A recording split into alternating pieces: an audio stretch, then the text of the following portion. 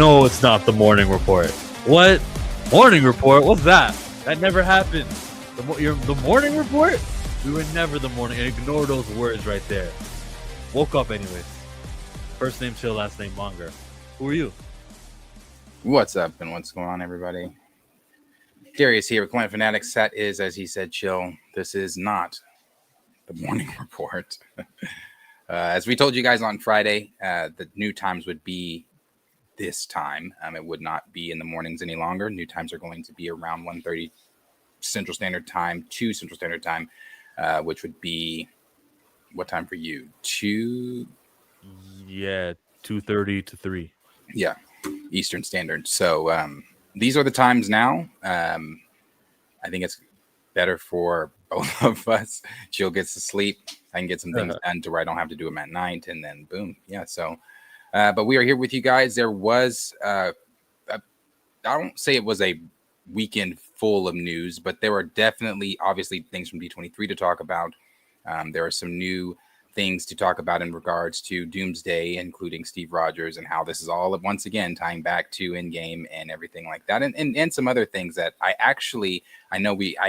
tend to reference Josh a lot, but I actually want to go and look at something the theory that he crafted that actually really, out of all his crazy sometimes fucking theories, even that one about Iron Man being just Doctor Doom or adopted by the Starks, I hated that theory, but this theory actually fits. It actually fits with what's going on. It makes sense, things like that. So I'd actually want to listen to what he's talking about in regards to that, and then we'll go over a lot of other things that are in the news on our docket today. What's going on? Dwayne and Ricardo and Nery's 21 and Groovy Feet. Antoine Films. Ricardo, Xavier is in the building. I was about to hop on Star Wars, The Force Unleashed, but I can stay. You better. That's a 20-year-old game now. You're better off with us. Fun game. Yeah. I was actually I have that game.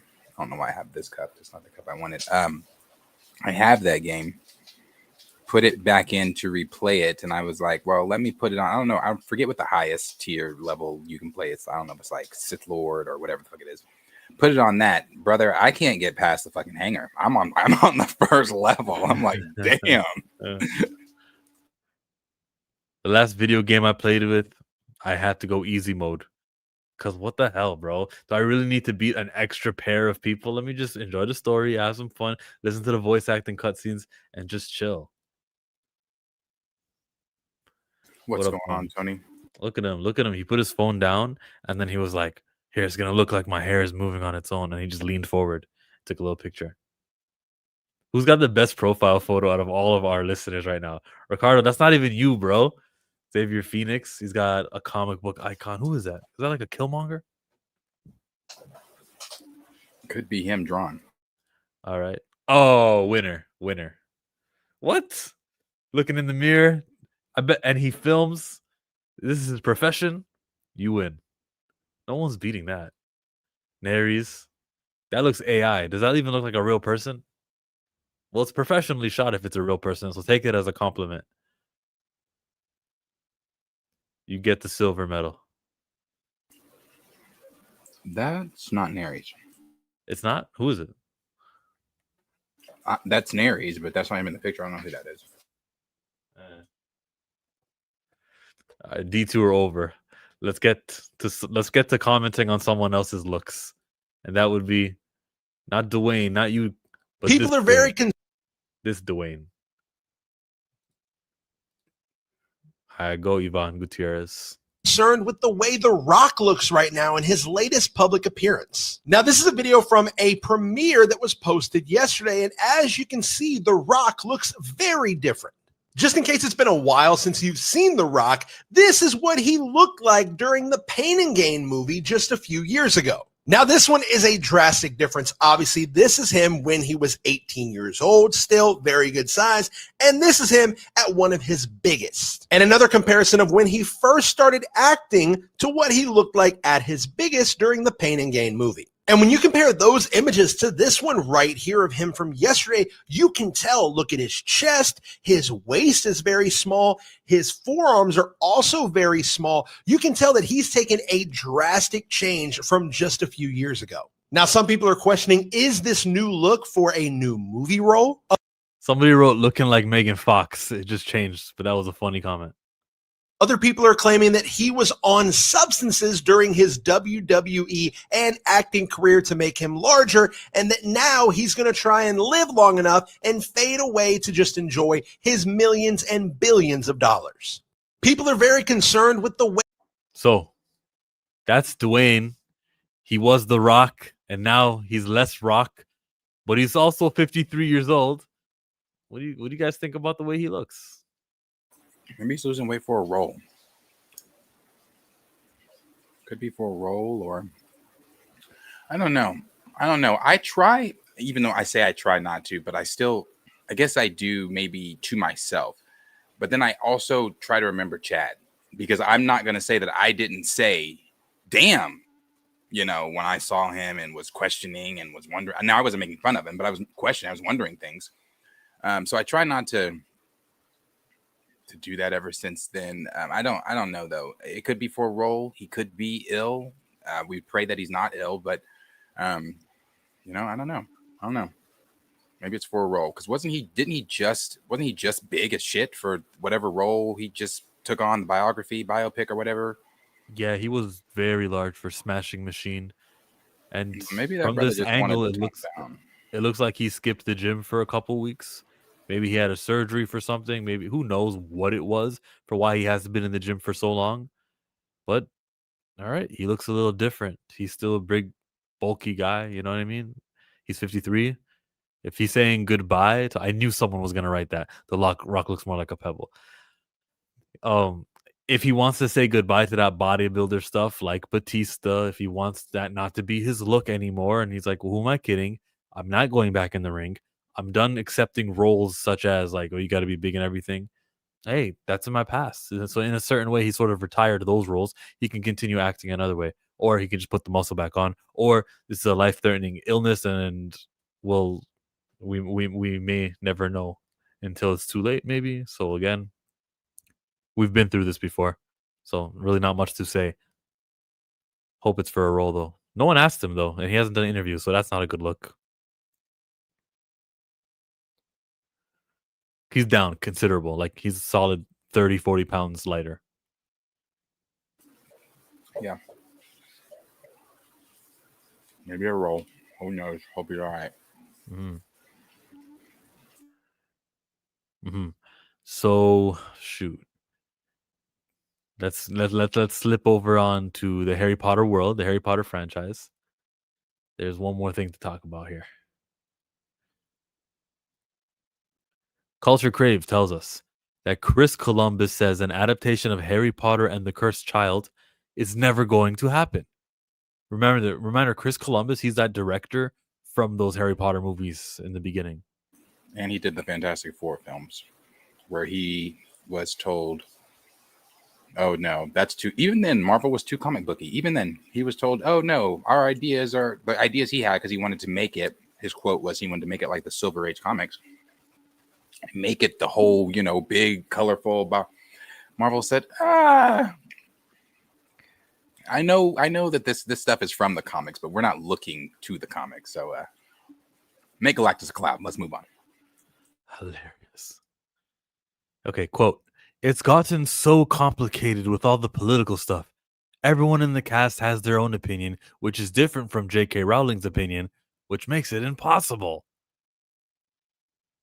That's why the Cursed Child can't happen. The play, that's what, 10 years post Harry Potter's life? I'm not trying to stop you. Who the hell is Pra-Shig? Because I don't know what the fuck the Bang Guy 4 trailer is, but if you wanted me to give a fuck about it, I now don't. You have put that in this chat more than 50 goddamn times. I don't give a fuck about the Bang Guy 4 trailer. Fuck the Bang Guy 4 trailer. Fuck you for sending all those fucking messages that you're sending in the chat right now. Ridiculous. You're about to get blocked. India's biggest action superstar. I don't give a good goddamn. Let this be a lesson to you, Parashik. That's called spamming. It's annoying. Now you can say something and then wait for us to get to it, or if we're at a portion of the stream where we're taking questions and we're looking, you write that in there, and we'll actually care enough to go, Bang Guy 4 trailer. I promise you, there's been times before where someone would suggest something and we'd go straight to whatever it was. Put a super chat in, we'll do it guaranteed because you paid for it. But I don't care much either about India's biggest action superstar Tiger Shroff. Thank you for coming. So Ricardo, on topic, he says new Harry Potter actors. Hey, bro, put that in there again. I'm gonna block your ass. I'm letting you know that right now. Put that shit in there and again. I'm gonna block your ass. Make sure you don't Right Sound Studios him. New Harry Potter actors are getting flack for being in the reboot because of Rowling's views. What do you guys think on that? It's BS. It's like you can separate someone views. Like I watched Ezra Miller in Flash. I watch artists differently from. I don't know. I don't think it's a big deal to me. But then Hollywood is thinking about perception. What's our image? Who do we hire? And they'll think about that. So I understand why they do that. It won't affect me really, but there are things that are going to affect me, just not this. Yeah,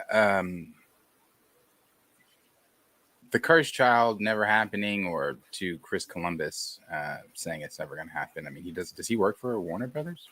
He didn't work for them. I'm not sure how he has that information. Maybe he's just saying that because he thinks that.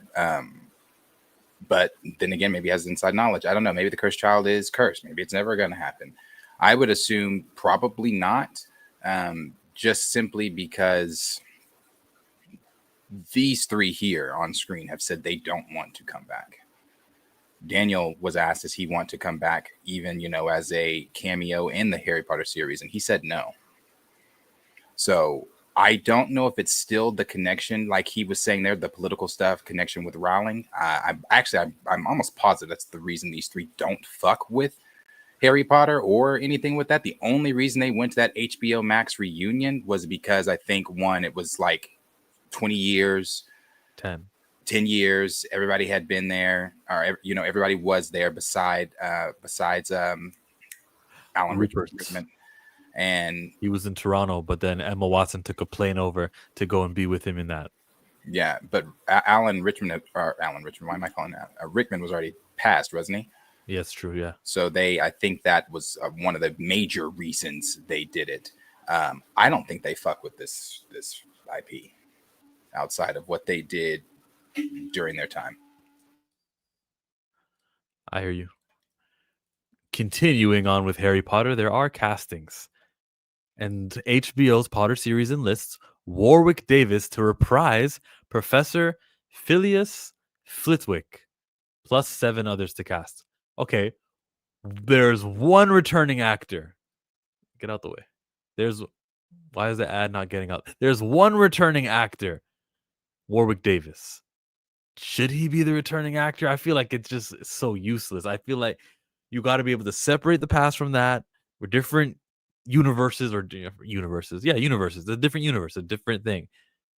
Don't return one, because then we're gonna say, okay, well, how about he comes back as that? Hagrid was the perfect Hagrid. Why can't we have Hagrid again? His age isn't essential. I don't agree with this casting. Not a big deal, but I don't agree. You? You're muted. Okay.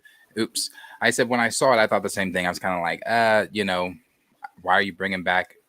But then I thought about his role, and it's so minor and doesn't matter at all. It's whatever. I think the most he does is direct the choir on during the "This is Halloween" that thing, and then the Christmas stuff, and yeah, I think he has a few lines at the table that all the teachers sit at during like the dinners, but I don't think it goes any. Now maybe his role in the books, because I haven't read them, is larger. I don't know. No, he's just a regular old teacher. What does he teach? The plants and stuff. I don't even think he's the plant teacher. The plant teacher is what's her name? The heavier set girl. Oh, Sprout. Yeah, Mrs. Sprout or Professor Sprout. I think he's music. Yeah, he might be. Yeah, I think he's music. Ricardo said if irrelevant character. Yeah, that's why I said it's so it doesn't really matter because he's so. But they did cast. I don't know if that's in this. They casted some of the other children. Yeah, it's got 7 other castings. I'll scroll down to those. But as far as this guy, one last point. Remember when Peter Dinklage made those comments and then Disney listened and they were like, okay, no more dwarves in Snow White? A lot of the dwarf actors in the community were like, damn, there's so few roles and he gets all of them. I can see a lot of resentment going to my boy because you really had to double dip. It wasn't enough for you to just pass it on to another generation. Man, it's hard out here for a dwarf already. And here you are. You could get hired for something else, Warwick. I would tell them to kiss my ass and come pay my bills then. I got bills just like the rest of you dwarfs. MJ says Warwick Davis was also the Goblin Banker. Little That's people true. Need work. Peter Dinklage comments ruining work for them, LOL. Yes, Peter Dinklage's comments, but it's the studios for listening to Peter Dinklage's comments. I don't know why he had like this mega authority. I think because I don't know if this, because he is like one of the faces of dwarfism. Yeah, he's the highest profile. Little people, dwarf. I don't mean to be offensive. And I don't think they like that. I don't think politically that is correct. I think we are supposed to be saying little people. Okay. I know though that the stat or that the disease, that the condition, it's called dwarfism. So I don't mean anything other than I didn't mean any disrespect. I just don't. I know that everything is so. So why not short? Why little? I don't want to call someone little. Short can only mean height. Little is just like you're not little. Your size is small. You're not little. They have a show, People Big World. I don't even know if that's even a show anymore. It was. You know how TLC had all those. Yeah, Little People Big World. Yeah. They had big children. Yeah, that doesn't like carry genetically. I know, but they had like 10 of them or 8 of them, and like only 2 of them or 1 of them was big. The rest were all. Oh, really? Mm-hmm. It was interesting. Okay, 23 chromosomes from the man, 23 from the woman. It just depends on whose you get. Yeah, so. Why am I talking like I know this? I'm sorry. I don't know if that's true. Thank you for you guys chiming in. Let's move on to another actor, maybe. So these are some new kids and some actors who are going to play teachers. As previously announced, one of the 2 black kids, not the 2 points for Gryffindor black kid, but the other one. Dean Thomas. Yeah. All right, a little darker than the other one that we had. He is. He is. As previously announced, young actors Dominic McLaughlin. Oh, sorry. Just as I was reading that, I was thinking about something that I just said. I just said he's a little darker than the other one was. See, folks, that's me being consistent because I don't like that Jon Stewart was casted by Aaron Pierre because that's not the right skin tone. And I'm saying that it's the same thing here, that this guy's too dark for the consistent skin tone of what Dean Thomas should be looking like. Okay? Consistency.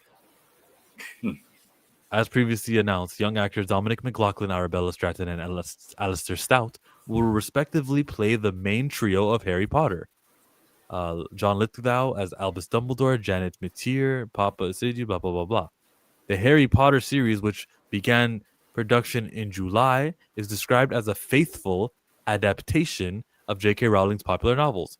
Full of the fantastic detail and much-loved characters Harry Potter fans have adored for the past 25 years.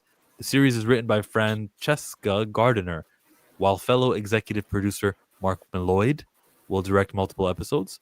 Rowling, Neil Blair, Ruth Kenley Letts, and David Heyman also serve as executive producers. Are you looking forward to Warwick Davis's return as Flitwick? I thought there'd be more. I'll tell you what I am looking forward to, because I don't know why I keep forgetting, but maybe it's because it's not something I'm really fixated on. It is a point in the show, something I'm not really fixated on. But Papa, if we're saying his name correctly, playing Snape. We've seen now pictures of the kids in their costumes. We've seen Hagrid.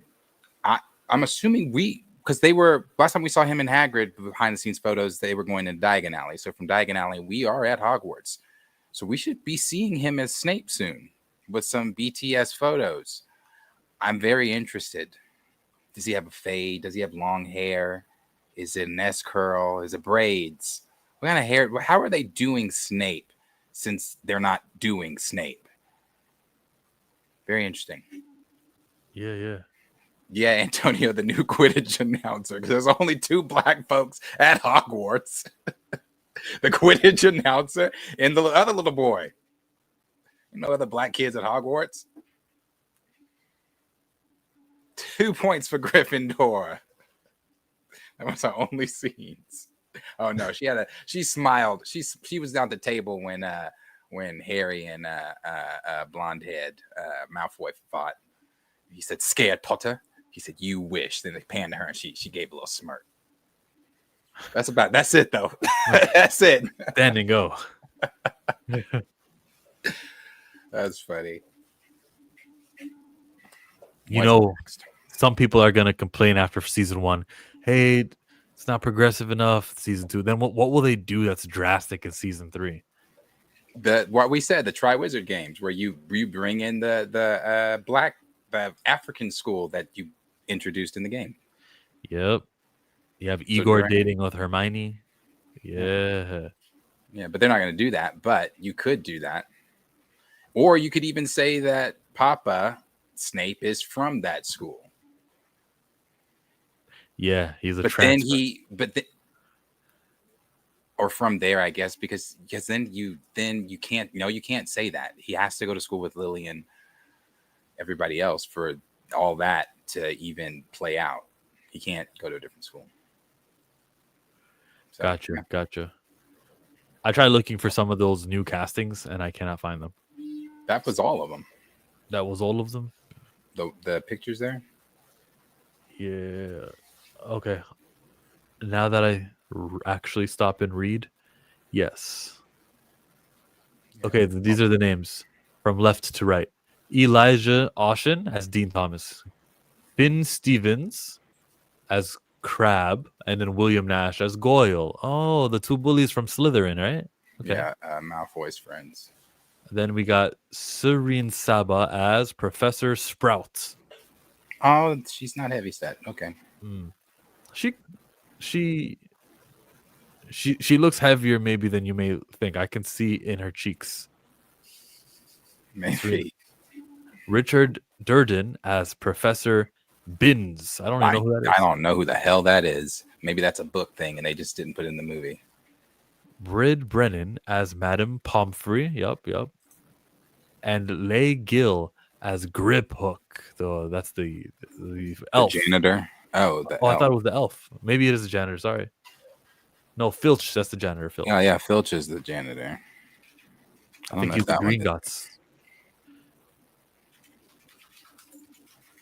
Let me see who the fuck Professor Binns is. She got cheeks on her cheekbones.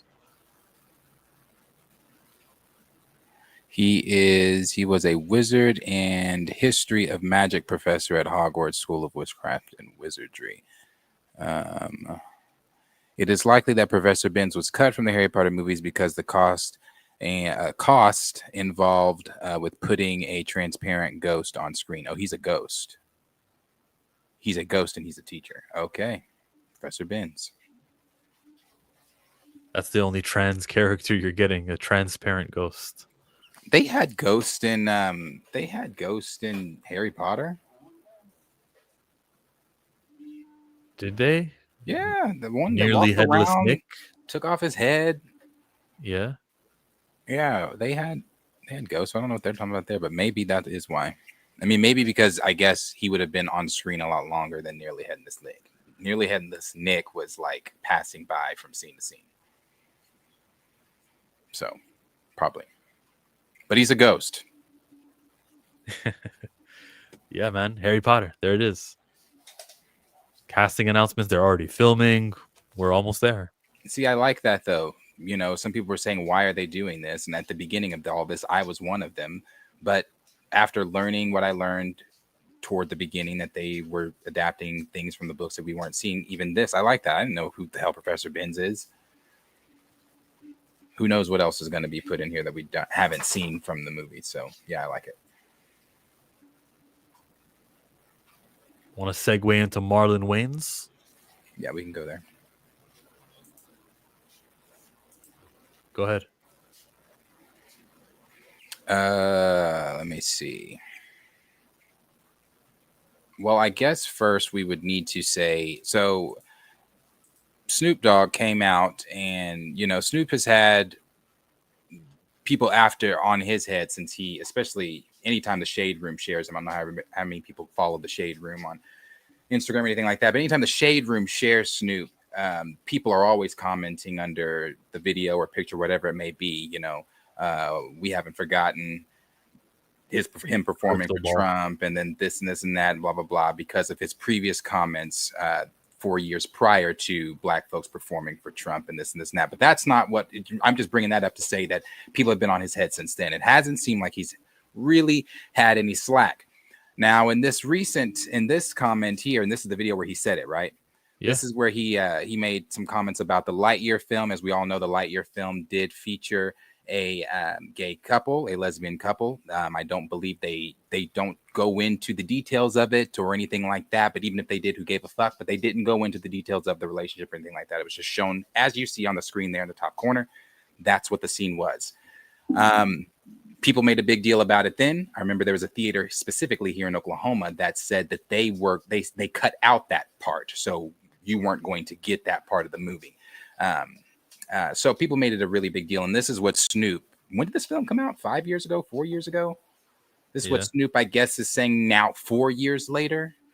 Let's hear I took my grandson to see, what was the movie with Buzz Lightyear? Toy Story? Not that one, but the new Buzz. The Lightyear. I think it's called Lightyear. Yeah, with Kiki Palmer is in that movie. Okay. She plays like the daughter. So we watching it, and the lady, which is Kiki's mama, they move on into the space years. They move down the line. They're like, man, she had a baby with a woman. Well, my grandson in the middle of the movie like, Papa Snoop, how she have a baby with a woman? She a woman. Oh, shit. I didn't come in for this shit. I just came to watch the goddamn movie. Hey, man, watch the movie. They just said she had a baby. They both women. How did she have a baby? Shh. Movie ain't over with. So it's like, it's fuck me. I'm scared to go to the movies now. Like, y'all throwing me in the middle of shit that I don't have an answer for. I took my grandson. Okay. Now, the reason... Years in 2022. 2022. So I don't know if this is a memory he's having from 2022 or if he's literally saying that he recently took his grandson to see Lightyear, or maybe they watched it at his house, or maybe they have a theater at his house. Hell, it's Snoop Dogg. So maybe when he says he took his son, he took him down the driveway to the theater. I don't know. However, I will say this. The way that scene in Lightyear is set up, it's not even preference for that question to even exist. The way that he's saying the question exists. They don't say in that scene, oh, she had a baby with her. It is simply the door opens as the montage continues, and as the years have gone by, you now see she's no longer pregnant. Her spouse is now there, and they're holding the child.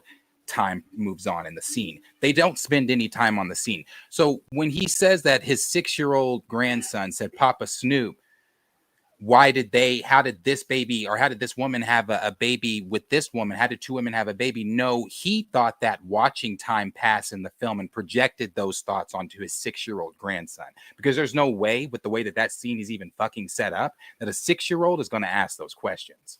Now, that's what he said then. He has now backtracked on it because he was receiving a lot of backlash for those ignorant comments that he made. Where's the backtrack? The backtrack is this. All my gay friends know what's up. They've been calling me with love. My bad for not knowing the answer for a 6-year-old. Teach me how to learn. I'm not perfect. However, and we'll get to what Marlon said here. This is what I said. I said, I don't believe him. I don't believe him when he says that, oh, teach me how to learn, or none of us are perfect. Sure, I believe him there. Where I don't believe him is where he is saying the statement of, he didn't know what to tell his 6-year-old grandson, or he doesn't have all the answers, or I definitely don't believe that his gay friends have been calling him with love. Brother, your statements were, I didn't come here for this shit. It fucked me up like I'm scared to go to the movies. So I don't know what gay friend, and we're going to hear it from a gay father, not a gay father, but a father of a gay child from Marlon Wayans. But I just don't believe him when he says that. Again, you're receiving the backlash that you're receiving. That's why you've come forward. If you didn't understand something during the film, instead of projecting that onto your 6-year-old grandson and trying to make it seem like he asked those questions when it was your grown ass asking those questions, you have Google. Everything's Googleable. Google what, how, if you have questions or whatever, so you can learn. We don't have to teach you how to Google everything else. So why are we having to teach you how to Google something else that you're curious about? You are a drug dealer, right? You're a weed head, right? Whenever you need questions, if you have questions about something like that, you aren't going to the internet, you're Googling that shit, right? So are you having that same sentiment when Papa Snoop, when your grandson's coming to you talking about, oh, Papa Snoop about murder, oh, Papa Snoop about drugs, or Papa Snoop about hookers? Because that's the same. I mean, you're projecting those same things too. So when your son or grandson is viewing that, what's your answer? It's the ignorance for me. It's ignorant. It's ignorant. We are in 2025. You are too damn grown to be coming on the internet talking about help me learn. We don't help you learn shit else. And if you didn't know that, and again, I know he knows that, because if you have those gay friends that you say were reaching out to you, showing you all the love, you would have been educated enough to know that you would have never made those statements from the jump. Not only that, you starred in a lesbian film. Were you not educated when you starred in that movie? Or did you have those same questions then? It's the ignorance. What I take from listening to this is like, the movie industry will do something like one gay kiss here. Not the main characters, not the plot of the movie is I gotta find the girl that I love and it's just 5-second scene. They still get all of the pushback, the blowback, and then there's all of the defense also, without actually sacrificing and putting a pen to paper and going, we love, we want to humanize a gay couple so badly that we're from beginning, middle to end, act 1, 2, and 3. We're gonna forward that, like Marlon Wayne said somewhere in this quote, agenda of humanizing. But with the minimalist effort or with the minimalist scenes in this movie, they drum up all of the chaos 3 years later. Is how I read into this story. And I don't fuss over background characters, extras, supporting cast. I always look at the leads for a reason when it comes to every bit of representation. And so I guess that's the, again, consistency when it comes to this also. And I do want to address this really quickly from Abomination AJ, who said maybe he doesn't expose his grandsons to those themes and topics. He also, as the grandfather, is not to have that convo with his grandson. That's the parent's job. Then why bring it up? Then why did he say, then help me learn so I can know what to tell my grandson? If he didn't want to teach those things and have those things around his grandson, and not to say, again, the Lightyear scene, for those of you that if you're still making a big deal about the Lightyear scene, that's, again, better help. Seek it. It's a 5-second scene that doesn't show anything more than a lesbian couple holding a child. So I don't know how that question even comes up from that scene, from a 6-year-old. So you don't even think the 6-year-old asked the question? I don't know. Well, if the 6-year-old did ask, huh? Go ahead. If the 6-year-old did ask the question, the where do babies come from conversation isn't something that anyone wants to entertain during a movie. Right. But I also don't believe that, because he says that he says that the scene says, well, she had a baby with, they don't. It's a 5-second scene. The door opens. She's holding the child. They're smiling at each other. Time moves on. That's it. That's it. So for him, from where in that would the 6-year-old say, how did she have a baby with her? 6 seconds. You're right. Because people made it such a big deal when it happened. I remembered it. I remember this. I remembered it. I never watched the movie, but I remembered it. And then I went to the first time I saw this thing now. It's very small.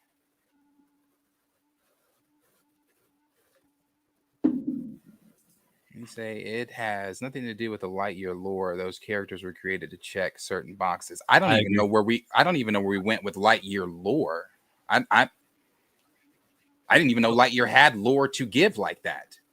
Is the idea of putting a gay couple in the Lightyear movie to like Marlon Wayne said, humanize? Is that the idea? Is it this is not abstract?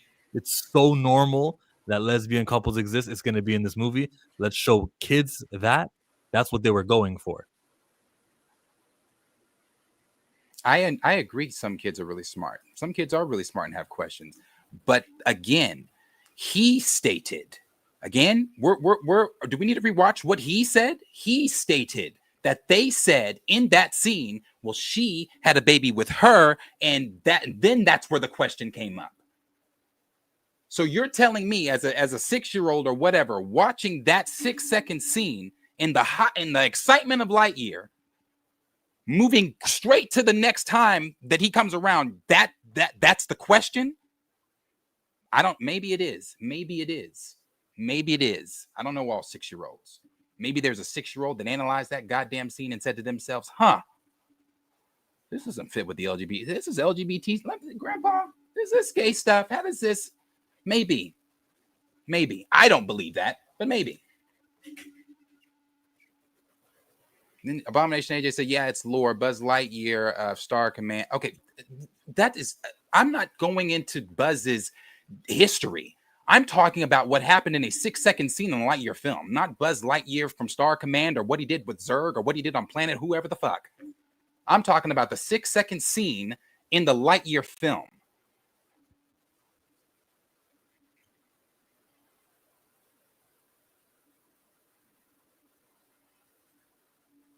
Okay, maybe we need to play what Snoop said again, because we're prefacing it like as if I'm making it up. These are Snoop's words. He said that the scene was set up this way. He said that the question was asked in this way because the scene said X, Y, and Z.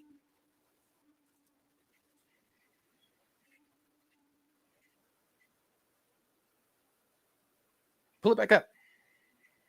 Like Toy Story? not that one, but the new Buzz. The Lightyear. I think it's called Lightyear. Keke Palmer's in that movie. Okay. She plays like the daughter.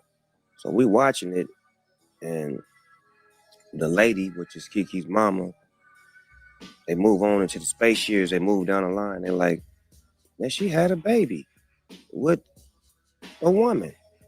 Well, my grandson in the middle of the movie, like, Papa Snoop, how she have a baby with a woman? She a woman. Oh, shit. I didn't come in for this shit. I just came to watch the goddamn movie. You can pause it. Hey, man, watch the movie. So when the 6-second clip you played, was that said? Was what said? What he said, the baby, or she had a baby with a woman, and all that kind of stuff. No, okay. There was no words. Okay, there was a montage. All right. Well, there we go.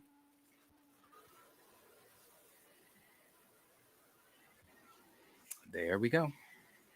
That was my point. These were his words. I was just going off of what he said. He said that that those questions were asked in that scene in order for his grandson to then ask him, Papa Snoop, blah, blah, blah, blah, blah. In the 6-second scene, there are no words. He added words.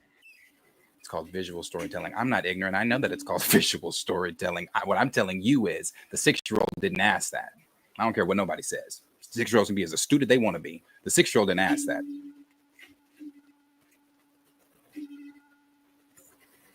That's my point. Right. Something that was mentioned at D23 this week, Ice Age. Ice Age Boiling Point is described as a dinosaur and lava-filled madcap adventure that takes Manny, Sid, Diego, Ellie, Scrat, and the rest of the herd to visit never-before-seen corners of the treacherous Lost World. This is coming in February of 2027. Hey, there will be snow outside when this movie comes out. So literally the worst month possible, February. What'll it have competition with? I guess Children, Blood, and Bone will come 3 weeks before.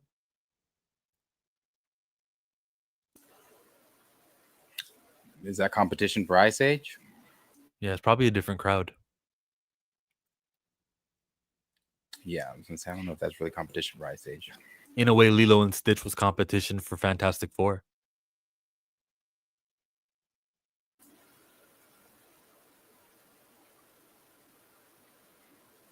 Lilo and Stitch came out in March.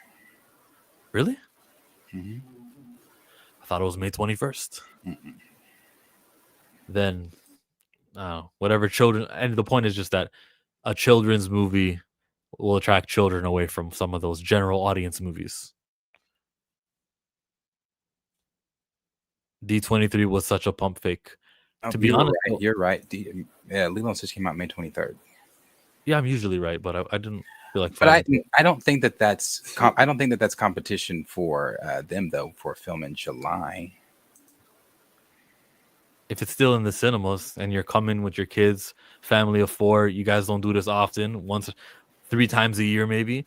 Both of them are going to be out, and you go, which one do we rather see, Lilo, or do we rather see Fantastic Four, Superman, Jurassic World?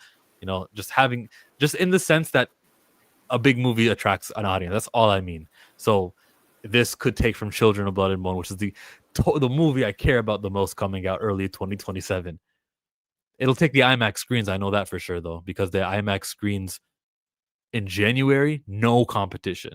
But when it comes to February, I think by the time we get to week 3 of Children of Blood and Bone, the cinemas will say, okay, that's enough. We got to give a chance to this big movie. So we're going to sell way more tickets for the first week of Ice Age 6. You know that on Disney Plus right now, the home page is going to be recommending Ice Age 1, 2, 3, 4, and 5. Also, it's going to be heavy. The Ice Age should be a success. Disney Plus actually has been benefiting these kids' movies. Moana, Inside Out, and Lilo and Stitch are 3 examples in the recent future, in the recent history, I mean, that just happened post Disney Plus. The Disney executives can see what's been being streamed for so much, and then they go, well, let's live action it, or let's add a sequel. Ice Age should be fine. Yeah, I think Ice Age is going to be fine.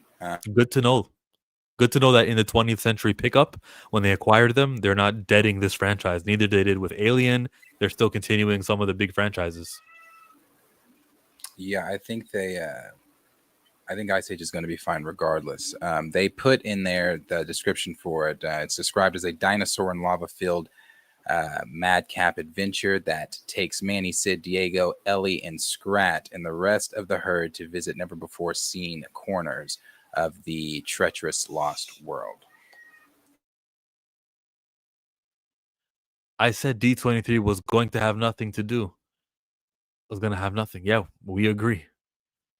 Did y'all watch Supercell? Yeah, we talked about it and streamed about it when it came out. Just to be clear, this was not the actual D23. That's next year. I heard Grace Randolph say that on a video, like an hour before I started the stream. Destination D23 was this year, and it's really just an update for their smaller stuff and investors. D23 is every other year. That's the D23 Expo. Every other year, and in between those years, they have Destination D23, which was this year. Their larger announcements will be next year at the actual D23 event. Thank you for that update. And that's not something I knew before last weekend. Still, though, there are things that Marvel... Did you catch any of that just now? Yeah, I did.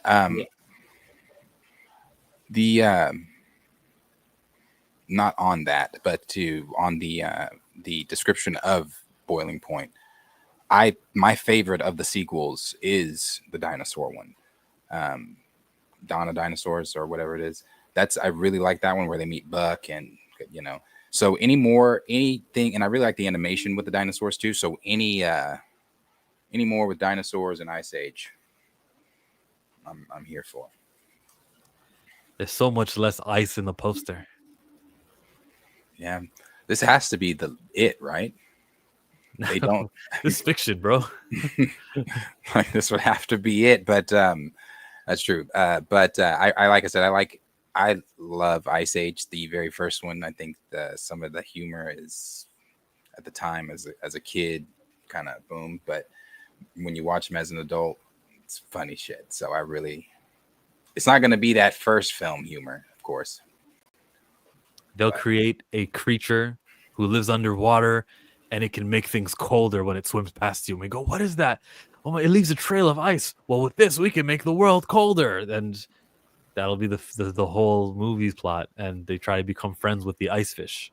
Boom. You got him for 2 movies. First movie, he makes the world all cold again. Second movie with him, he dies. And we go, oh no, we were making progress. We're back at the extinction events. Yeah. I could write Ice Age 12. Johnny says something to somebody. They will keep pumping out these films as long as the kiddos show up. Totally. Yeah. Well, I'm not a kiddo, and I'm showing up. I'm there. That was Brandon Davis said. Take that info as you may, but he was there at Destination 23, and he said that poster going around was a fake someone photoshopped. Yes, so Raymond asked in there, can we talk about the poster being fake? The poster is fake. I forget, there's an Instagram user that made it. The Geeky Cast knows them and tagged them, and they confirm, yes, it's obviously my poster. If you go to their Instagram, it's on there. Poster of Vision Quest? No, poster for D23 that was going around. Oh. Yeah. So no, it's not a real poster. Okay. Well, keeping to the Disney, keeping it there. We have this one, Hoppers. I saw the trailer for this, or the teaser for it, whatever it was. Looked really good. Pixar's upcoming confirmed movie slate. Which one are you most hyped for? Toy Story 5, Gato, which is Spanish for cat, The Incredibles 3, and Coco 2. I would say that's tough because it's tough out of these two for me. The bottom two. I thought Toy Story should have stopped at 3. I didn't see the thing for Hopper, so I don't know what it is, and I don't know what the cat film is either. I don't really like the animation style that looks like for the cat film. Looks more like Elemental, and I did not like that. Coco or Incredibles 3. It's one of those two. You got a problem with this animation style, really? Well, subjective. I respect your opinion, but I like it. I'm blocking it. I'm so stupid. I'm blocking it. Go. Yeah, there. Looks great. Looks like Elemental, but maybe once I see it in motion. Yeah. You said it's between Incredibles and Coco? Yeah, Incredibles are Coco. Toy Story that third was just a perfect ending. And then you brought in Sporky or Forky or something. And then I think in this fifth one, not that I'm not going to watch the fifth one, of course I'm going to be there. I think the fifth one, I think the villain is an iPad or something like that. I know it's something because how kids now are moving from toys to like, not to say kids don't play with toys. Kids are still playing with toys, but more iPad. Like my nephew, he's always got an iPad in his hand. So I think that's the villain in the film, if I'm correct. I thought that was kind of what got out there. So I'm still watching Toy Story 5. I'm going to be there. I just think they should have stopped at 3. But I think it might be Coco. That's hard. I love Incredibles. But that Coco film, brother, I cried the first time I saw it. I was like, oh, shit. Such a good movie. Good movie. But then there's The Incredibles, bro. I just watched Incredibles 2 not too long ago. And then the scene with Jack and that raccoon, bro, that is top tier comedy. That shit is funny. That is funny. I don't know. It's tough. I love both of them, though. So what's tough for me is that no one showed up for Elio. No one's going to show up for Gato or for Hoppers. It's going to be a uphill battle with those two movies. Well, I don't think Pixar gives a fuck. Didn't they tell people, hey, stop complaining then?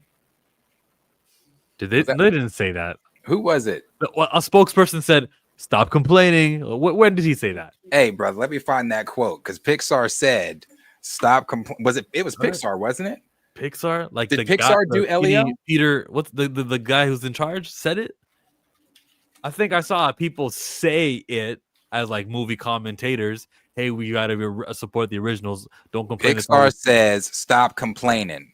We don't make originals we don't make original stories if you don't show up to them. Source. Let me go. Let me get a source here. Hold on. Let me get a source. If dude actually said it and there's a video of it, I'm retweeting it right now. We're stopping the show and I'm retweeting that. Pixar is fed up with the audience, but instead of writing a polished press release and creating a beautiful behind-the-scenes featurette to express their feelings in animation, the animation giant has decided to clap back the way Inside Out's anger would, with a passive-aggressive meme on Instagram promoting their latest film, Elio. Oh, that's what that was. Oh, I thought this was a girl that was. Oh, okay. Now that makes sense. In the short clip, a woman in her car delivers a line that hits a little too close to home. Stop complaining that Disney doesn't make original stories if you don't show up to them in the movie theaters and support them in the first place. Wow, you can almost hear the exhaustion from the animators and storytellers. But hey, okay, stop reading. I want to just find the clip. When did they say this? It was during Elio's press run? I don't know when they said this. You told me to stop reading. I was about to give you the exact date. This was 2 months ago. 2 months ago? Okay, let me look for something in July. That's August. Scroll some further down. You said it's a woman in her car? It's a black woman. Yeah, found her. That's not her. You just went for the first nigga you saw. That wasn't her.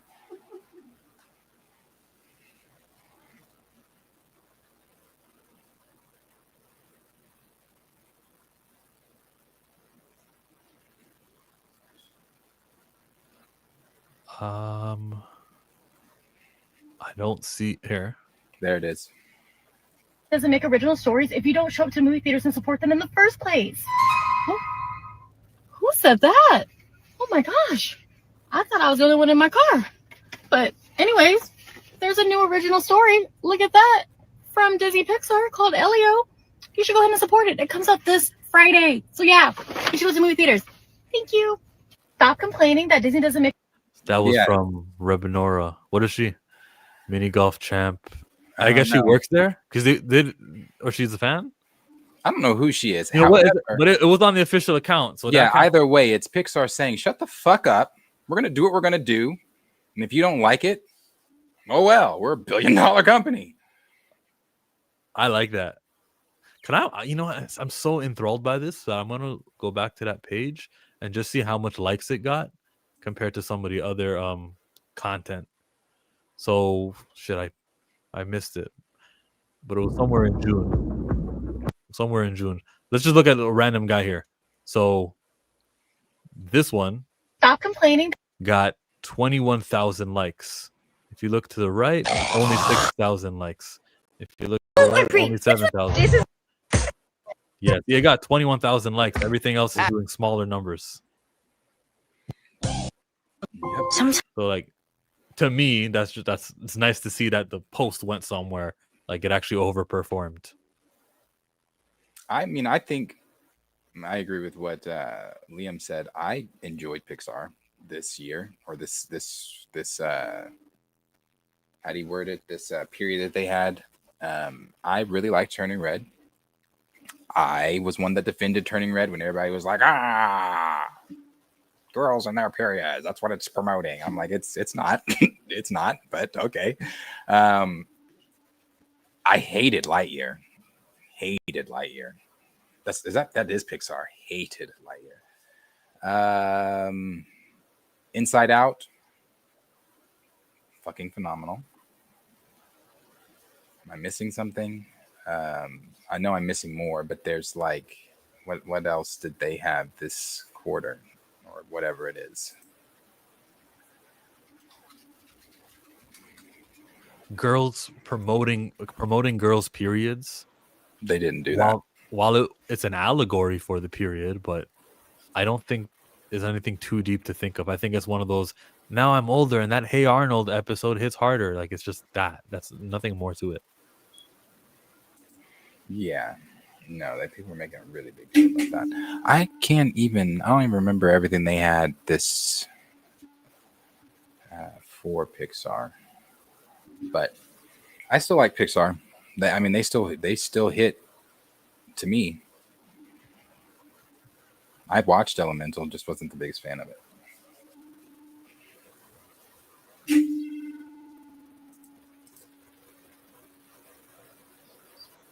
Are those What's all our kids and movies? No, there was another Disney one. There was one from called Hexed from November 2026. I don't Well, like that animation either. it could be better. I don't Yeah. like it. I don't like it. I don't think if that's it, I don't like it. New original film directed by Josie Trinidad, who worked in the animation department of Zootopia and Wreck-It Ralph. They got the director from Moana 2 for Hexed. What's it about? Is there a description with that one? Yeah. Not on the tweet, no. Did you have... Oh, no. It just says it will be original film directed by everything you just said, but not the description. I thought there was a description for it. Maybe not. Okay. Hexed. That's not Pixar, though. That's just Disney, right? Yeah, just Walt Disney Animation. Now, see, they've had more misses for me lately. Just them without Pixar. They got to do what Perp just said right there, because I agree. But I thought they talked about that a couple months ago, or exploring that idea, or they're about to do a film in 2D, or working on one in 2D, or something. And if that makes less money, they're gonna say, "All right, shut up. It's not a 2D. The problem is something else."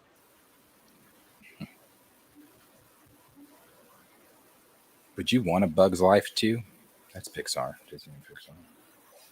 Nah, I don't need a Bugs Life 2. But they need to make money. And if one day they go, what, Toy Story 6 or Bugs Life 2? Bugs Life 2. I can see that happening. And I'll be interested in watching it, sure.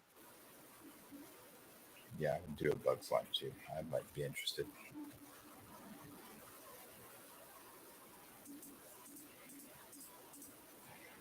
From there, who is next? How about talking about what's this interview with Chris Hemsworth here? I think it's about him doing Thor 5. For Thor 5, I don't know. We'll see. We'll see where this. Thor is returning to Doomsday. Can we expect a Thor 5? I don't know. We'll see. We'll see where this one goes. We're sort of unpacking all of that as we speak and figuring out what, where each of these characters go. And I'm just very thankful to be involved in this one at the moment. Back together with a lot of the old cast and then a lot of new cast. And so it's something that I certainly love. And we'll see what happens. Thor is returning to Doomsday.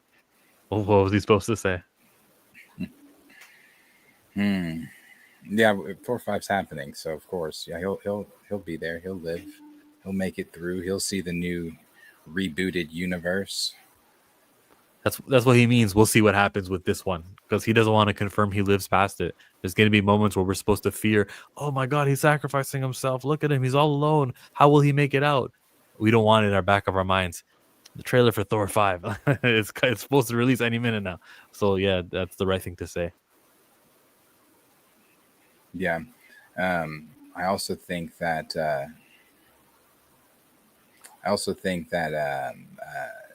they're all giving so much away with their answers. I mean, maybe as a casual, you might not catch on to it. Just when he says a lot of the old cast, yeah, Robert, Steve, the old cast is who else is the old cast besides the Avengers?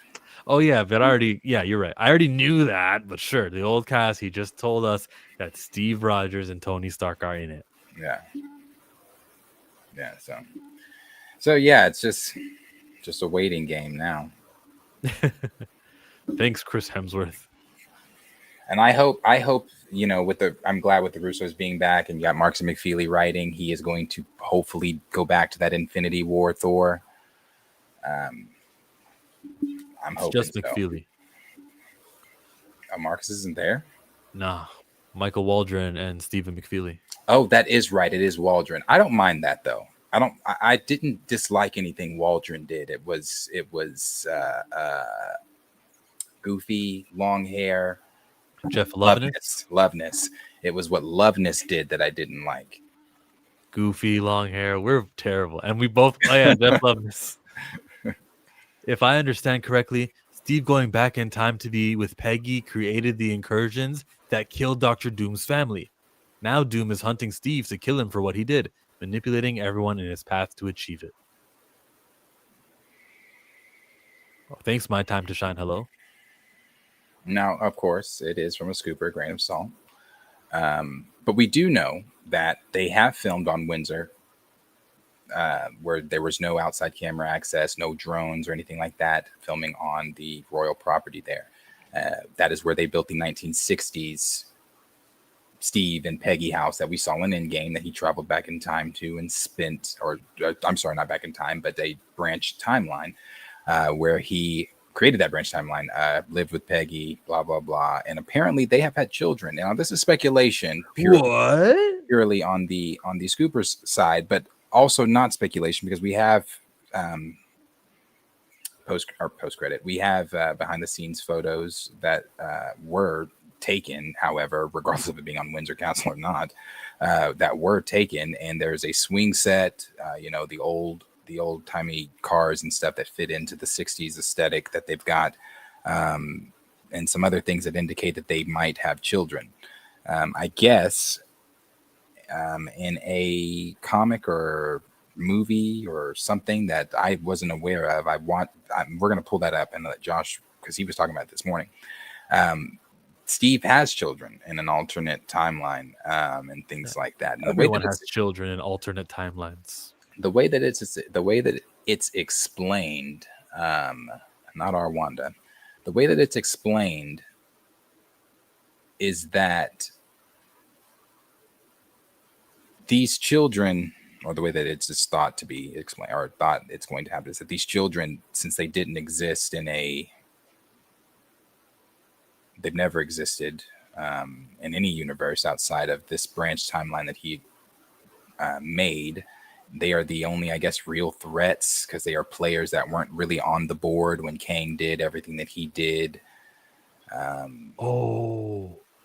That's why Eli Bradley's been excommunicated. We'll make you the Patriot, Steve and Peggy's son. See? I don't know. They're gonna race walk finally the other way. Let's go, white people. Let me see if I can I'll pull up what he said. But what does that one that you have on screen say? What were they saying? It says what you said. Set photos show they are living in a farmhouse and have swings and slides for their kids, along with their own vehicles. Yeah. I bet he built that swing set. She's like, honey, are you sure you just don't want to order it? No, I'm going to get down. I got nothing else to do. It's not like I'm allowed to go and work. They're going to say you're Captain America. It's going to take forever. I can do it all day. I'm so funny. I hear Thor's getting a 5th film and he'll keep doing them forever, basically. Of course. The best Thor film was Infinity War. Good afternoon to you, Professor the Film fan. Thank you for being here. How about that? A super chat.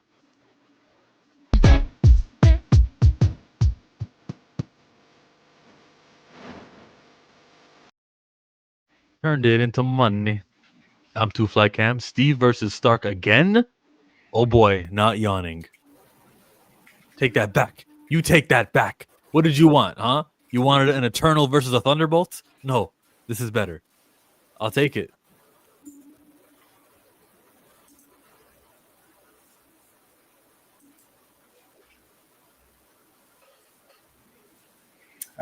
This is what Josh said. Yeah, and I am Two Fly Cam. It is, I don't know. Is it repetitive? Yes. Can I say that I'm not going to be there? No.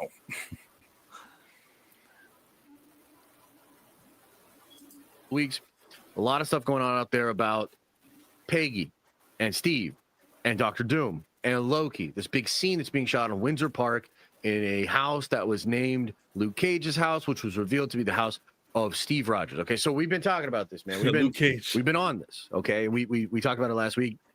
Steve Rogers, Peggy Carter, when they went to go hang out and have a life together, it fucked up the whole multiverse. We're not really sure how or why, but it fucked up the whole multiverse. It's a big part of the plot in Doomsday. Doom is looking for people that caused incursions, but mostly Steve Rogers. And we just found out that the 4 actors that were going to be there filming were actually going to be Peggy Carter, Steve Rogers, Robert Downey Jr., and Tom Hiddleston as Loki. Okay, wow. Crazy, crazy stuff. Well, it just got even more crazy. How? And so now we must take a look at Steve Rogers and Peggy Carter having children. What? In Avengers Doomsday. So here we go. We're going to look at an article here. The filming for Avengers Doomsday at Windsor Great Park has wrapped. According to local residents near the park, some set images and leaked information reveal scenes featuring Chris Evans, Steve Rogers, Haley Atwell, Peggy Carter, who have children in Avengers Doomsday. Okay, so here's some of the photos here, okay? He went past that too quickly. They're just old cars. That's it. Stacked on each other. Avengers Doomsday. It looks like the one that Superman lifts in the first page of his comic. Okay, so here's some of the photos here, okay? And it says Avengers Doomsday Kids Play Area. The cars, house prop background, and a house built for Steve and Peggy. Leaked set images show them living in a farmhouse with swings and slides for their kids, along with their own vehicles. Avengers Doomsday, some pic of the cars and the sets for the Windsor shoot. Soon, the real footage will be out anyway. A report from Daniel RPK also confirmed that Tom Hiddleston's Loki filmed a scene at Peggy's house where he had a conversation with him. Rickman also shared that a major scene featuring Evans, Steve Rogers, Atwell, Peggy Carter, and Robert Downey Jr. as Dr. Doom set in the past was filmed at Steve and Peggy's house. Okay, so this is crazy here, okay? But after this came out, right? My Time to Shine came out and said they have children in Doomsday. Now, is she saying that because she knew that and was sitting on it, and now that it's out there, she wants to just like get it out there? That's why I'm telling you, My Time to Shine is the op. My Time to Shine works for Disney, and they're like, oh, that's out. Here, control the narrative. Here, make it seem like it's a hype story. Here, and they'll just send Kevin Feige. Kevin Feige will take out his phone. He'll switch his account to his My Time to Shine Hello account, and then he'll tweet something like that, like he was breaking that news. My Time to Shine is him. Or say it and kind of get, you know, the credit or whatever? Or is she just kind of like echoing the scoops here? I'm not sure. That aspect of it, I am not actually sure about. However, this is not the first time that we have heard about this shit, okay? So I'm going to take you all the way back to Falcon and the Winter Soldier. A couple of different things. There were some really interesting...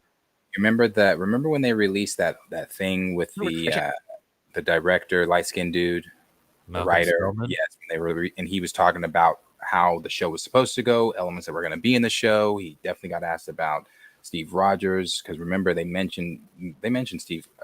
I hate that show. They mentioned Steve quite a bit in Falcon Winter Soldier. He's on the moon. Yeah, and then he's talking about plans that they had, but remember they had to completely wipe Falcon Winter Soldier because of the pandemic. The writing was too close to what actually was going on in the real world, so they had to switch it up. But yeah, I guess he talked about that. So you said that they had to switch it up. They chose to switch it up. They chose. They definitely didn't have to. They definitely chose to switch it up. Yeah. Hey, what a coincidence. We obviously did not know there would be a huge pandemic. And that was in the script. The script was written already. We were filming before that. So it's not intentional. All right. And we go, yeah, we understand. But hey, what a coincidence. So I want to know if you guys remember this at all, right? Do you remember, chat, the rumors of old man Steve Rogers showing up in Falcon in the Winter Soldier? Did you just say what he was gonna say? Yeah, basically go forward a little bit. Okay, how forward? A minute? Yeah, a minute. With that yes to credit from Cap. Whoops. That this show shot under was literally called Pandemic Productions. This is all outlined in the incredible book, The Reign of Marvel Studios by Joanna Robinson. And she talked about this, but even before she made that book, we heard about this. We were talking about this. They tore it up, they reshot it, recreated it. It's actually why the show is mostly ass. It's why the show is bullshit, especially the finale, because they ripped it apart, remade it, cut out a whole bunch of significant shit, and then just kind of tried to get it out. And that's why, like, you watch that finale, there's so many weird close-up shots with a blurred gray background, because they just kind of did what Ron Howard did with the fucking Han Solo movie, which that's why Han Solo looks so drab and fucking gray and like go past all of this. He like goes, yeah. Cap, like, dude, what if it's gonna be Old Man Cap? And the guy was like, nope, it's not Old Man Cap. It's actually gonna be his son, James Rogers. And I was like, whoa. Now this was for Falcon of the Winter Soldier. I wasn't privy to this information until today. I don't remember him saying James Rogers, but maybe he did.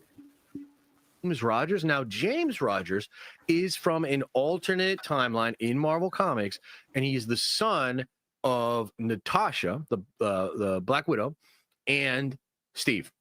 Okay, kind of a cool character, actually. You know, not like super prevalent, doesn't do like a whole bunch of stuff, but not a bad character. Okay, so I was like, wow, that's kind of interesting. Now, never really gets brought up again. You know, I mean, I think things just kind of go their other way. There were some rumors of Captain America in Multiverse of Madness, but nothing like really concrete or whatever, right? But then there were, and I forget what project this was from, but I remember people talking about a daughter of Steve Rogers.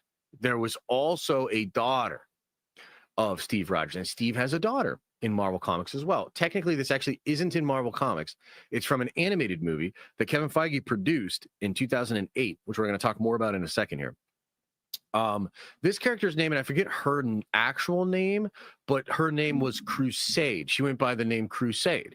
Now, this is an alternate version of the events of Secret Wars, where they don't leave Battleworld, and Steve and Rogue end up banging, and they have a daughter named Crusade. Now, Crusade is a fucking badass, dude. She has the power of Rogue, Steve, she has the shield, and she wields Mjolnir. Okay. Now, a couple of interesting things about this. Steve Rogers, when he got onto that platform and he had Mjolnir and he had the Infinity Stones and then he had the shield, I was thinking of Crusade even when he did that, mostly because Mjolnir and the shield together. I was just like, whoa, Mjolnir and the shield together? Like, that feels like Crusade to me. That feels like the daughter of Steve Rogers. Okay. So now we have these reports, these scoops that Steve Rogers and Peggy Carter are going to have children. Now, the reason this is crazy is her name Sarah. That's really interesting. So the reason this is crazy is because I kept asking myself, and I'm sure many of you were asking yourself the same question. Why is it such a big deal that Steve went to live with Peggy? Why would this be the worst thing in the world? How could this destroy the multiverse? Why does Dr. Doom need to stop? Wasn't a big question. He loved her. He wanted to go spend his life. That what he said. I tried to go get some of that life Tony was always telling me to go grab, and he did. Not really a big question. But it's not noble. You're supposed to put the world and time and sacrifice how you wanted to have a good life. You're supposed to be able to be like, no. The right thing to do is the mission. And so, for him to put himself first is very unselfless. I guess I do agree with that, especially as Steve Rogers. But would the TVA not intervene at that point then? Why allow it? We were told in Loki season 1, no, what they did was supposed to happen. So was that including him going back and having a branched timeline life with Peggy? Or is it what everybody is saying, which Josh is going to get to in this video, from the very beginning when Loki season 1 first happened, when you see that blurred image that looks like Peggy Carter being brought in by the TVA? I don't think that Marvel was that ahead of everything. Like, they didn't know that they weren't going to use Kang, unless that this is still a part of the Kang plan. They didn't know they weren't going to use Kang. They didn't know that, they were going to bring RDJ in as Doom in 2019 or 2021, sorry. And maybe they did. I don't know. I don't sit in the Marvel meetings. I have no idea. So maybe they did. But I don't think that if that is Peggy back there, that's newly Peggy back there. I don't think they knew that in 2021 that they wanted to make that Peggy in the TVA being brought in when they are bringing in Loki. Probably not. Yeah. So yeah, it's interesting. Go ahead though. What you were Well, saying? her name is Crusader, Rogue's daughter. She appeared in a What If comic from 1998. That's her like history. She's nothing, it's Shalabal basically. It's like, see, it exists in the comics, but does it really? This so fucking badly. Well, the children is the perfect reason why. These two were not supposed to have these children because these children, as a creation of something that has not existed before, is like a new manifestation. It could even be the reason that like Sylvie and Loki were never supposed to be together. Like, remember when that branch timeline like shoots off like crazy towards the red line, and everyone's like, "I've never seen anything like this." Like, and I know that's a little bit weird because it's technically two Lokis, bumping uglies or whatever. I didn't say it out loud, Blue. It was always about these children, these beings that have never existed before. So therefore, Kang cannot plan for them. Doom cannot plan for them because they've never existed before. Listen, paying $14.99 a month for a Now stream. that makes sense. I like the $9.99. theory. I like the theory. I like the idea. That does make sense. I mean, you can't plan for something that wasn't on the table. Yeah. And so if they exist, it is something he cannot plan for, and maybe it changes eternity. Like, you know what I mean? Like, there's a lot of different ways that this could happen that would be like a really big deal and really, really important. But to say that this is coming out of nowhere is just not true. There is actually a breadcrumb trail here of how this could have happened, how this could have been something that was being planned. And there's one other thing that we got to talk about here. Again, I don't think it was being planned because I don't think Steve, don't think so either. Chris Evans was contracted to come back. I thought they were like, oh, we're good. We're Marvel, we don't need these actors to come back to charge us $30 million per appearance. We can just make Shang-Chi and we can be just as successful with Nova and all the IP that thought they had. Plus the X-Men were just coming in and the Fantastic Four. That was a different time though. Now they go, hey, actor, yeah, sure, 40 million, no problem. Mm-hmm. Here, okay. Now this one's really crazy. There was not one movie in 2008 that Kevin Feige was a producer on, because of course Kevin Feige produced Iron Man 1 in 2008. But that is not the only Marvel movie that Kevin Feige was a producer on that released in 2008. This movie right here, Next Avengers, Heroes of Tomorrow, which by the way was written by Christopher Yost, one of my favorite writers in the entire industry, did a lot of heavy lifting on the original animated Avengers show, Earth's Mightiest Heroes. Fucking phenomenal. Christopher Yost is the man. Christopher Yost has worked on the MCU stuff a lot too. He's actually like a little bit of a secret weapon of Feige's throughout the Infinity Saga. Helped on a lot of those films. This movie right here, which I know seems crazy. I know it seems crazy, but this movie in 2008, Kevin Feige was an executive producer on. Now, hard to say how involved he actually was, to my knowledge, and I did look into it. He has not commented on this film. He hasn't really talked about it, et cetera, et cetera. But just look at this and look at some of the stuff that they are building right now in the MCU. Now, he's going to say, consider here, because I just want everybody to be clear. He's going to say T'Challa here. He's obviously talking about, and I think he does say, actually, he says young T'Challa. He says young T'Challa. Get used to this. This is his name in the MCU. It will be T'Challa. So his plan here, he's simply once more, and this bothers me when Josh does this. It really bothers me. You advocate for recast T'Challa, but yet when you have 1,300 people watching you are saying, age up the young kid and young T'Challa this and young T'Challa that. I agree. So you've got to state the fact that it is T'Challa, son of T'Chaka, or nothing at all accepted. I mean, I understand. Actually, I don't understand that his position of also saying, if it's a young T'Challa and they call him T'Challa, I'm okay with that. I don't want to have that take away my experience from watching anything Black Panther. Okay, and I respect everybody's opinion on that. that is your prerogative. However, if you're going to screen recast, I think you need to stay specific on what that is. That kid cannot become T'Challa. It's literally a different character. The kid, T'Child, Toussaint, the bastard. Like, I'll call him anything but T'Challa Jr. How often do I call him T'Challa Jr.? To Junior or to Child or something. That this movie and these characters and some of the ideas here were potentially always on the table for something that Kevin wanted to do with some big multiversal story once he finally got the Secret Wars. I mean, it's kind of crazy. And here's the other side of this, okay? This Wednesday night, we're going to do a Nerdvengers stream. And what I want to do is I want to do a watch party for this movie. The next Avengers, Heroes of Tomorrow.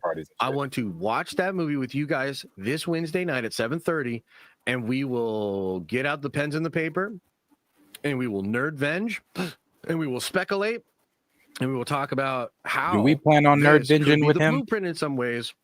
So he's gonna do it on stream or on Discord? I don't know. Do we plan on nerdvenging with him? Probably not, bro. You can't just on command ask me to chill with you on a Wednesday. All right, let's fast forward through that then. I don't plan on nerdvenging with him. Avengers could be a huge part of this. And if they really want champions to be a thing, I think this is a great way to potentially do that. Because if Doom shows up and the kids are actually there, they're probably going to have to get moved, taken somewhere, escape. And that could be kind of cool. So, hey, look, there you have it, guys. And look, by the way, nobody else is really talking about this. It's funny, like. Yep. Yeah, we didn't get to that part where he mentions the kids and. We skipped it. I jumped ahead like 20 seconds. I don't know. But he will say something like young T'Challa instead of saying Toussaint, which it's hard to go like, hey, I'd like to enter your mind and erase the verbiage of you, please. It's only going to be Toussaint when you're talking about that thing, because maybe some of your audience will hear that and they'll start accepting the T'Child because you're calling it T'Challa, and so you're doing the work for Marvel. But like, I'm over here in Canada, so I don't have Jean Grey's powers. Yeah. But yeah, so that might be some of the stuff going on there. I liked the theory idea he had there with it, but that might be something going on there with the children. Now, do I think really that the kid so whenever people have theories, especially like Josh, people that are really get into every kind of scoop and things like that, I think that Marvel is on the same page as the fans. Absolutely not. I don't know how many times we have to, or how many films we have to see that we get excited for, and we theorize things and we make the movie so much cooler than it actually is until we finally sit down and say, oh, well, damn, that's not what. So no, I think that Marvel is on the same page as some of these great theories that are out here from several different people. Absolutely not. But it would behoove them to just pay attention to YouTubers and go, they're right. Yes. Okay. Yeah. And they even told us what the breadcrumbs were to get there. Hey. Yeah. Yeah. So do I think Steve has? Do I think they have kids? Possibly. Do I think that these kids are going to, change the tide of Secret Wars, or have some type of big to do in Secret Wars, or have powers? No, I don't. I think that they're just children that they had. And in that lifetime, I don't think that they're anything more than just regular children from that branched timeline life that he has. I think that people are in fun. It's fun to theorize. No one's saying don't theorize. Have fun, because I really like the theory. What I'm saying is, I think that people are just running with so much and wanting so much that it's not gonna. It's kind of like the whole Tremel Tillman being Kang and might just be a teacher. I hope he's Kang. That'd be dope. I'm actually rooting for that. I didn't even think that originally when that dropped, but I'm actually rooting for that to be the case. But I just think they're not on the same thinking page as everybody else, or most of these great theories that are out there. And I also think that one thing I thought about when the kids got brought up and having some big to do in the overall story of Secret Wars. Well, if we really, truly, and like a lot of people do believe those concept art that came from Secret Wars, I didn't see any kids we didn't recognize. Now, that's not to say that all the concept art is out, but some of these other theories and things that are theories, some of these other scoops and leaks have lined up with that concept art. I haven't seen anything with these kids. Not to say the kids aren't in it. I just don't think they have a big to do. I think they're just regular ass kids from a regular ass life Steve had. Word. Here's Paul Rudd. He's got an important role in Avengers Doomsday also.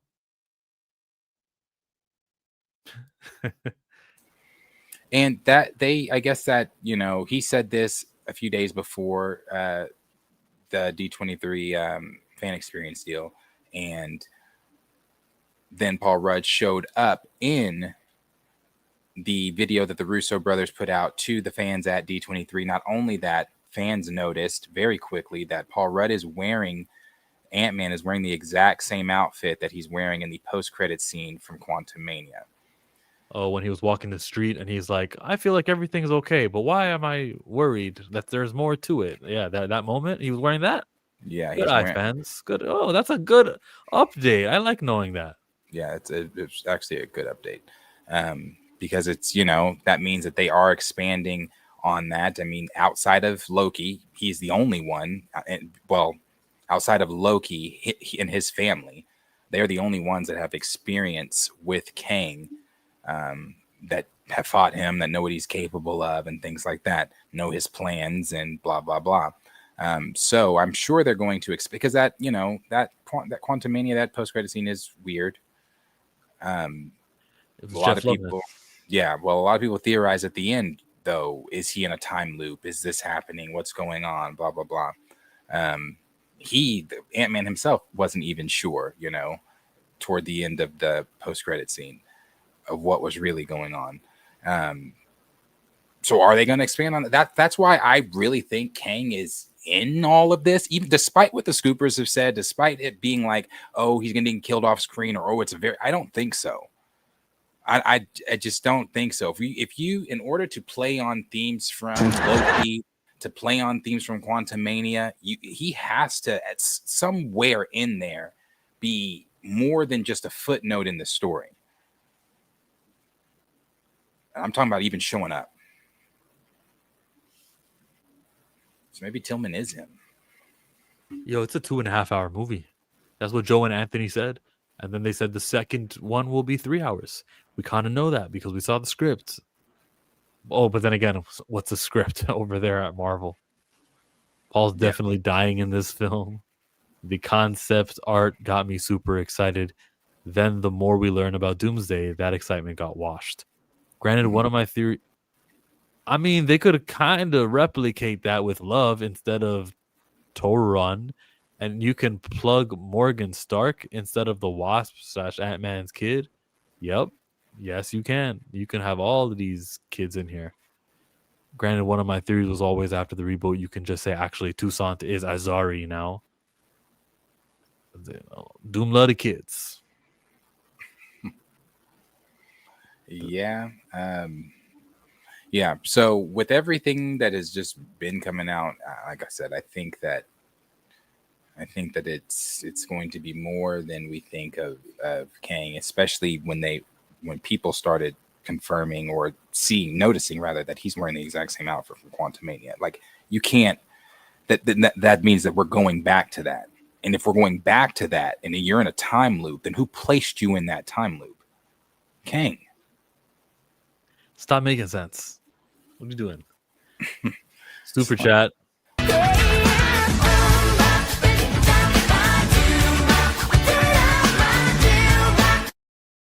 It's I am too fly again.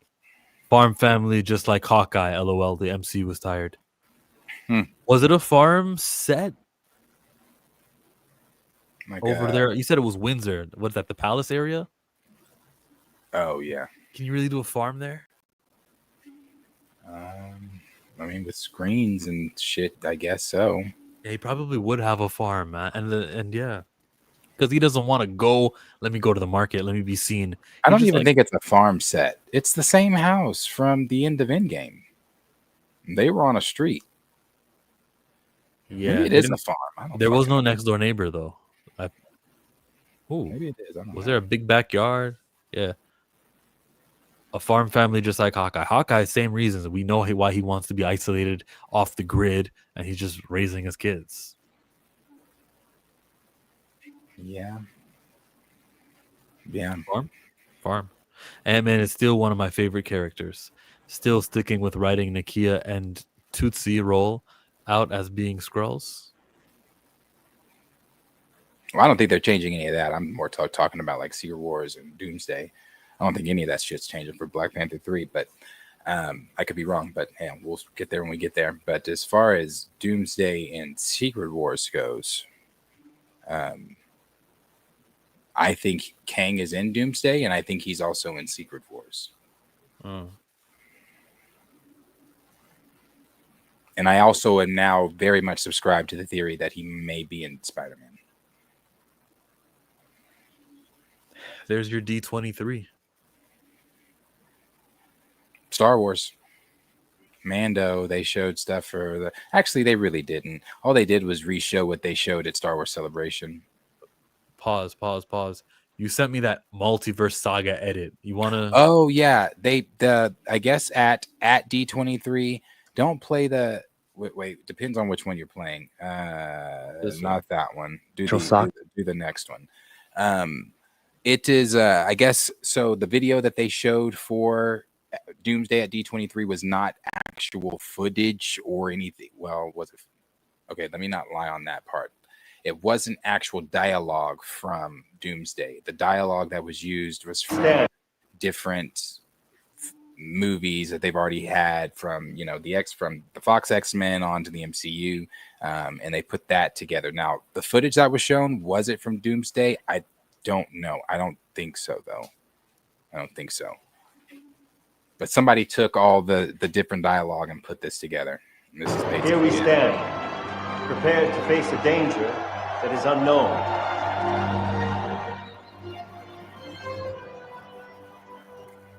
A danger that has threatened our home, threatened our families, and threatened this planet. Oh, I don't think this one was it either. Then let me see.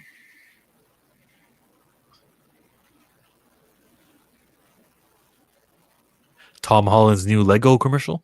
You can show that let me find this. Okay. Tom Holland it is.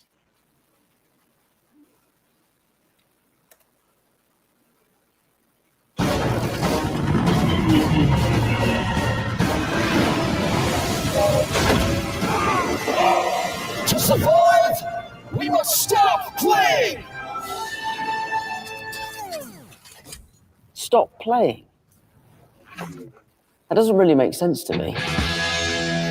Cut! Why would anyone stop playing?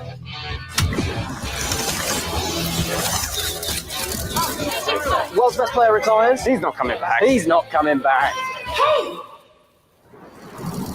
Will you stop playing? Never. Those who play make the world more thrilling, fantastic, amazing.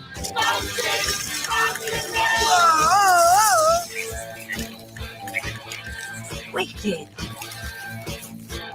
Get out there! Some of us don't want to play. You used to be fun! I'm gonna...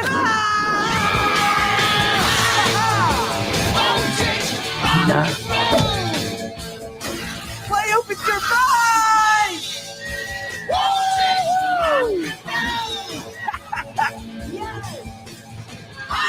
Play is art.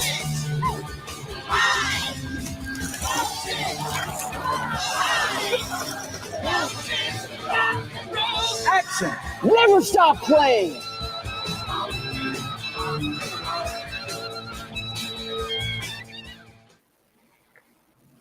And that was Trump. The deal here, O'Reilly, yeah. Oh, okay. Here it is. What's funny is like that's Tom Holland. Obviously, he owns the likeness to his face, but Lego knows good and well that the kids just saw Spider-Man telling them to stop to play. That was Spider-Man. Well, that's what I've said so many times. Every time he's like, "I don't want to be known as Spider-Man." Well, it's like, sir, that ship's sunk, sailed, gone. You're Spider-Man. Yep, and his Iron Man too. See, with the mask. I think these were his brothers, right here. Where? I think they're all him. Why would anyone stop playing? World's best player retires. Oh, Yeah. yeah, those are his brothers. I think he only got one brother, though, Harry, the one on the right here in the tan. He's got two brothers? Yeah, they're twins. Oh, what the fuck? Mm-hmm. These two on the screen were twins? Fraternal. Maybe, yeah. Definitely not identical. Best player retires. He's not coming back. He's not coming back. Yeah. He's got brothers who are twins. He has multiple brothers. Lauren said no. Oh, then I guess I'm wrong, Lawrence. There's a first time for everything. It's absolutely going to be a mess. I believe in the Russos, but not even the Russos can save this. Look at the what I just sent in the DM. You go down in the DM. There you go. No. Darius, did you see him? Yeah, they're not identical. I think that's what Lauren's saying no to that. I think he was saying no to identicals. Oh, age restricted. What was it? Jesus. You need to take that shit off. Hold on. Give them my real birthday, please. What is wrong with you? Then why would you not give a different date that still makes you old enough to watch age-restricted shit? That's very, very intelligent. You could also do that. But I also don't want to... Darius is sending nudes, LOL. I also don't want to have... I told you already. I think that when your account is brand new and young, there's like a limit on what they can track on you and stuff like that. So I like that. So yes, I could make up a birth date, but minus 200 IQ. You have to give me a sec.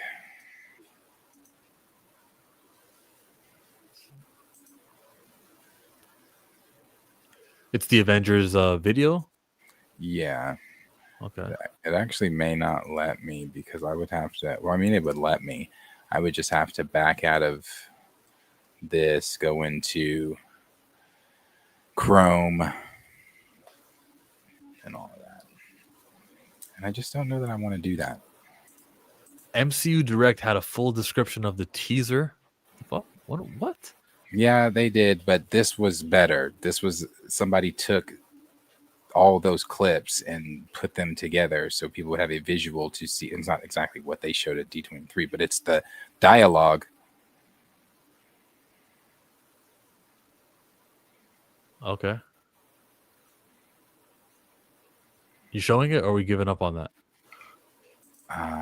I can't show it. I would have to back out of StreamYards and go into Google Chrome. Google Chrome.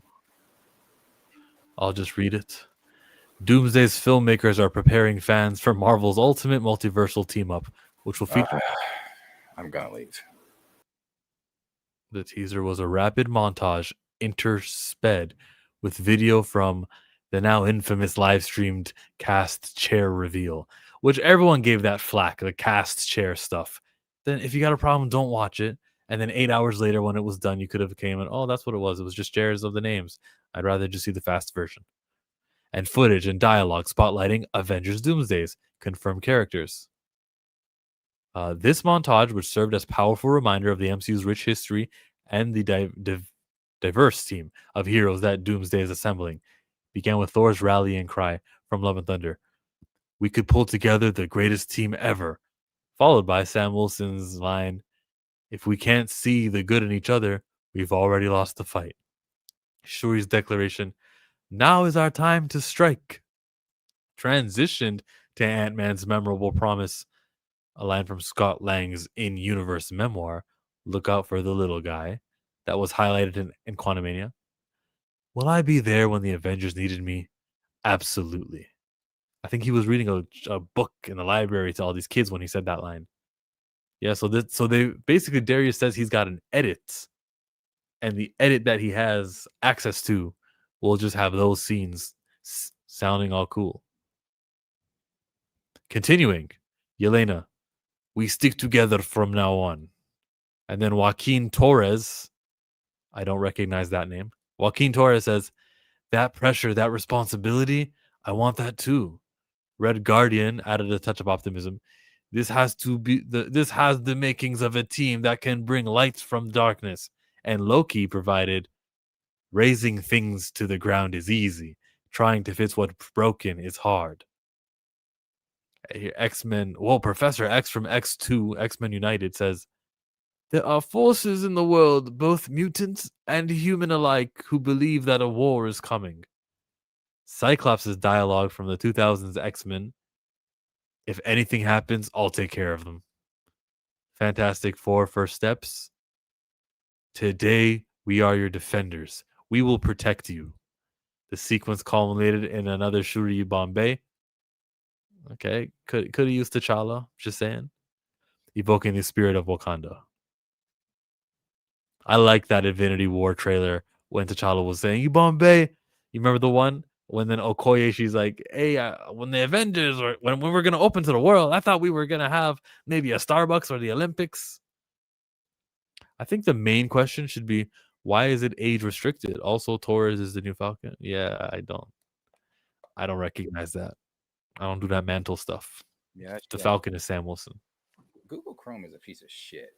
I came in here on Google Chrome, camera wouldn't show, none of that. I could hear you, I had to get up and unplug my camera, plug it back in, and come on Firefox.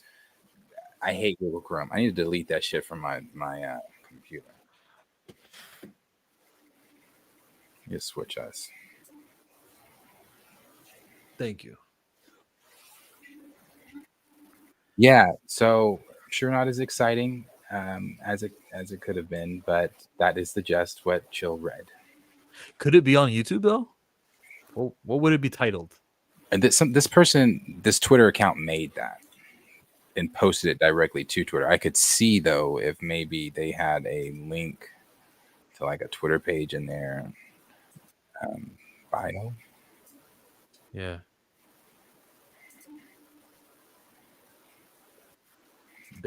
Me check. I'm on an emergency awesome video right now. Oh God.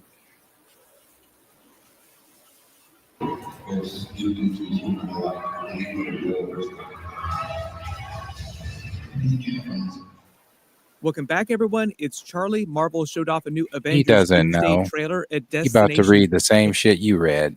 I thought he had a video. Yeah, it sounded like it from the beginning of that, but it's not it.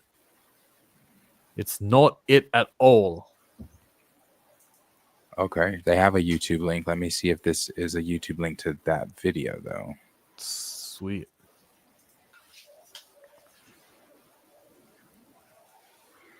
Oh, well, look at there.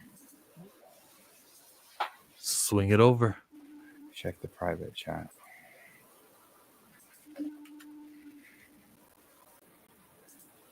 Victory. Oh, this isn't it. No, it's not. Hold on. This is it. Okay, this one's it. It's his channel though? King Spike? Yeah. He's one of they do some, I won't say they like one of the big scoopers out there, but they do a good job.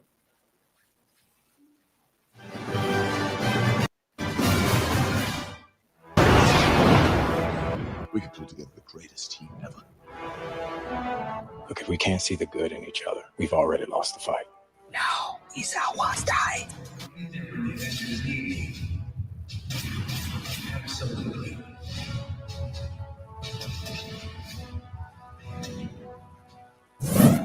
stick together from now on. That pressure, that responsibility, I want that too, man. A team that can bring light from the darkness. Raising things to the ground is easy. Trying to fix what's broken is hard. There are forces in this world, both mutant and human alike, who believe that a war is coming. If anything happens, I'll take care of them. We will protect them. Wakanda forever!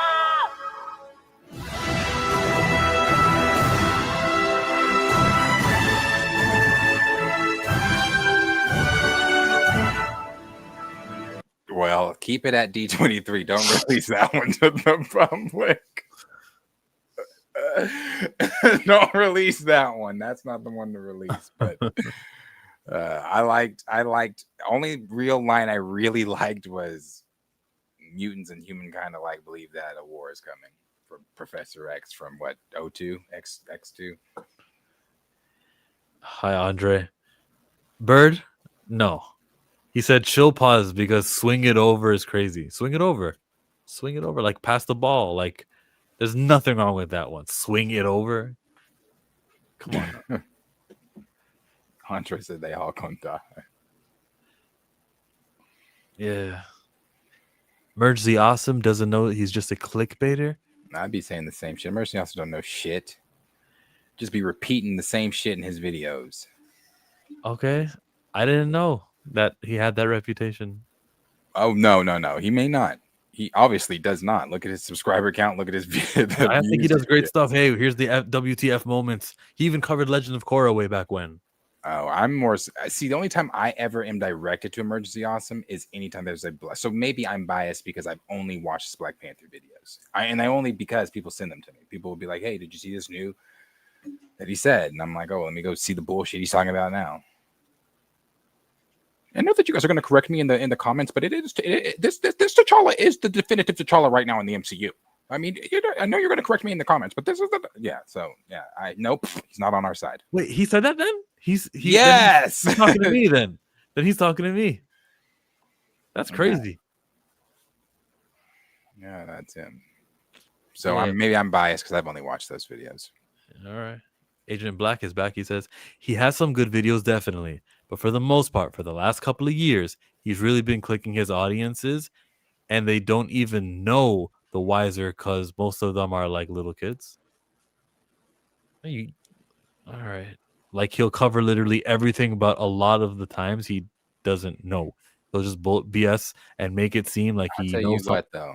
I'm not hating on his game.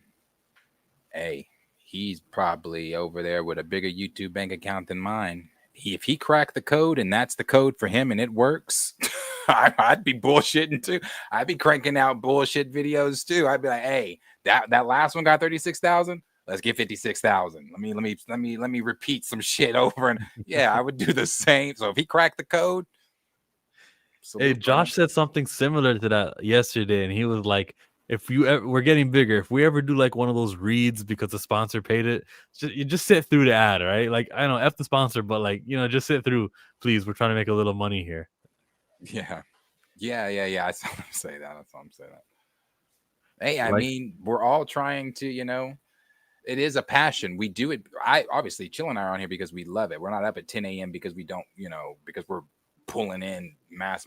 We love this community. We love hanging out with you guys. We love having fun with you guys. I love talking about all of this stuff, not just Marvel related movies, Hollywood, the other side of the life that's not mine. I'm talking about all that stuff. So yeah, but we YouTubers do this because Josh does it because he loves it, but he also, I understand he has, this is his job. Like this pays his bills. He has 2 children. He has a wife, he's good at what he does. So I get it. Emergency Awesome too. If that is paying your bills, I'm not mad at you. Charlie, right? That's his name. Yeah. Alrighty. I think it would be really cool to have a trans woman be Mystique. She is my favorite Marvel character of all time, and I relate to her so much. This came from Jinx Monsoon. Cornelius said, I hate people. I don't hate people. don't hate people I invite in, and I've invited you all in. It's the For ones now. on the outside. So far. No. Didn't everybody want the girl from Euphoria to play Mystique? Wasn't there like a big campaign? When I say everybody, I mean there was like Zelda. Yeah, but I thought people were like, "Oh yeah, it'd be the most intelligent to make her Mystique because she is trans and she's gender fluid and yeah." If she's not trans in the comics, keep it. I think you mean if she is. No, he's saying if she's not trans in the comics, don't do it. And I agree with that. I mean, I get the premise. I'm not saying I don't get it. I get what the idea because she's gender fluid and she can Mystique can change her, but at heart, Mystique is a female. Like, yeah, she can change into a male, but at the end of the day, she is a female, is she not? You better differentiate sex from gender when you say that. Okay, well, if I go and look at Marvel's official little fandom page here. Oh. Pronouns he, her, she, they. And we go to how they, and I'm going to read it how Marvel has it on their website. So if you want to get to the technical nitty-gritties and the technical sayings of things, you do that on your own time. Her name is like Raven. Let's see. They should have her whole shit here. There we go. Hold on. Here we go.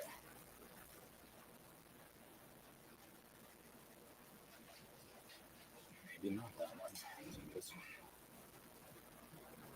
Maybe not that one. Is it this one? Oh, yeah, female. Okay. If you have a character who's male and he's got the exact same powers, he's male, then he goes female for like a mission, and he's like, you know what? Can I have a baby? You can have a baby. And then in parentheses, just so they put true form, female parentheses true form. So they're letting you know that she is female. So just kind of saying. Yeah. Nightcrawler Alan Cumming is in the news for saying, "There's so many people in it. I just feel bad for the person who had to schedule the film. It's like 30 of the biggest actors in the world. It's just absolutely nuts." For some reason, though, the quote says a superhero ORGY. When you were saying that about the hero going male, are you insinuating that if Mystique goes male, she can get a female pregnant? I meant the other way around. Like if it was a male who had the power to shapeshift, and then he gets pregnant while he's in female mode, like that, he could basically say, "I gave birth to a woman. I gave birth as a woman." I don't know if it works that way though, because when Mystique pretended to be Wolverine and got the claws cut, she felt that shit. So if you are a man and you transfer over to a woman, I don't then believe that you have all the Why not? inner. I mean, I don't know. Yeah, like I said, you when got she boobs. turned into Wolverine, she got the claws chopped off. The claws weren't real.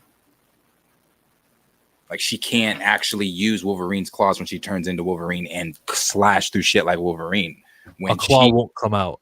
A claw comes out. I just don't think it's adamantium. Maybe because adamantium is the inorganic part. Because remember, it's experiments that put the adamantium on a skeleton. It's external. Yeah, she did get Destiny pregnant. I know that she, but Nightcrawler calls Mystique his mother. Yeah, that. How? What? That's just like I was reading what Liam said. I know she got Destiny pregnant. That's how Nightcrawler came about. Yeah. That's what Claremont wanted to do with Destiny giving birth to Nightcrawler. Mystique would have been the father. Yes, would have been the father. Would have, but Nightcrawler calls Mystique his mother. He doesn't say my father. He says my mother. So, I mean... But then also the beginning of Mike, he says Claremont wanted to do it, but he didn't. It was Azazel and it was Mystique. No, Leo, I'm getting it. She's his mother. That's what I'm saying. Like, but what I'm saying is, so maybe we don't use, maybe we just use the comics as a reference, and we don't use the Fox, because I'm using the X-Men Fox movie as the reference here. When she Wolverined up, went to use those bastards, got them cut, and she was like, because she felt like, because it hurt her, like, because they're not adamantium. So it's like, if she then maybe this conversation is just too deep, but if she then changes to a male, or I'm sorry, a male, is she shooting? Yes. She can do the claws. She can do anything natural, including the reproduction fluid. She can do that. But the claws aren't natural for Wolverine. That's claws are natural, but the adamantium metal is unnatural. Yeah. So right. So is that okay? So maybe that's where you're saying that's why she did. Okay, I get it. Okay. Has she ever copied somebody's X gene? Does she regenerate when she's like, okay, I'm gonna look like Wolverine. I'll have Wolverine's ability to grow a claw, but no, I don't, because she got stabbed. No, wow, fuck. I'm still using no. She doesn't regenerate like Wolverine. So you're saying when she's transformed like Wolverine, does she and gets stabbed or something? Does she regenerate like Wolverine? Yeah, does she have a healing factor of the I don't think so. But I think naturally her body does have a healing factor. If you can transform it, you can transform my open wound on my arm. Let's say there was a gash right here, and I'm like, okay, let me transform to someone who has a pure hand.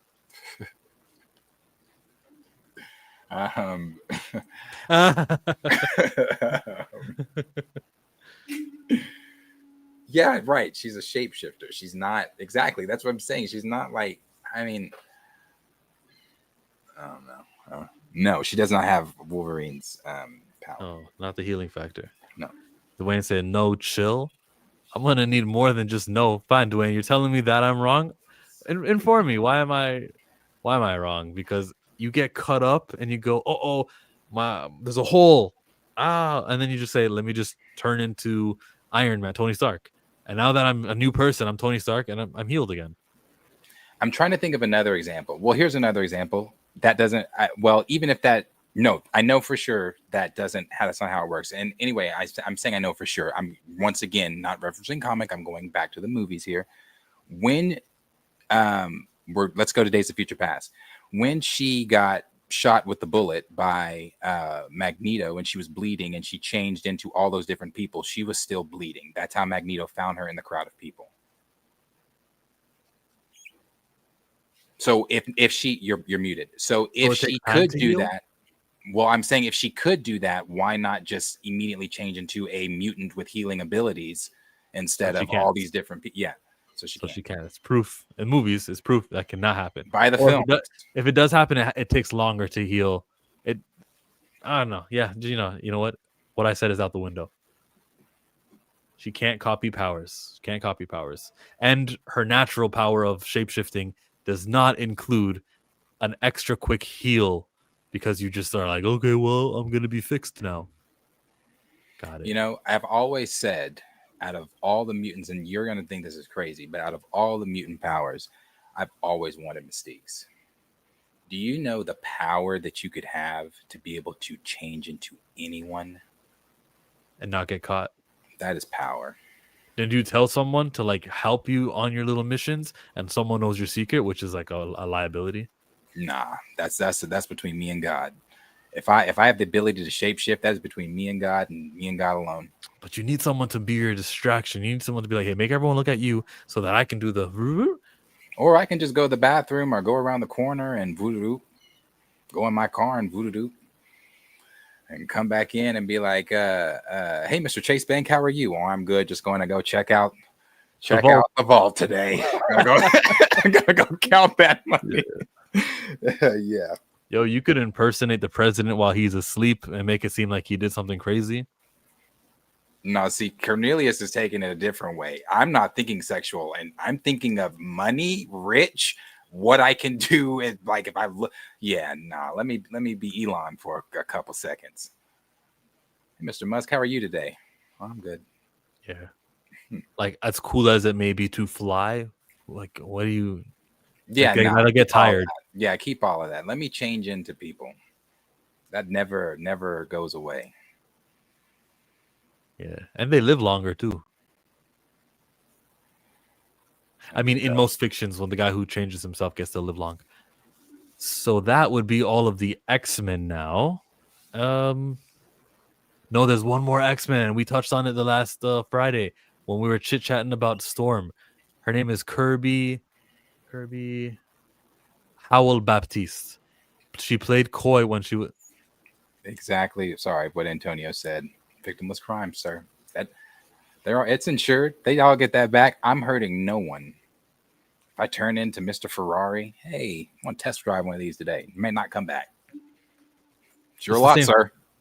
This is our same story, so I don't want to. Yeah, but didn't Snyder talk? I think Snyder said something, or maybe not.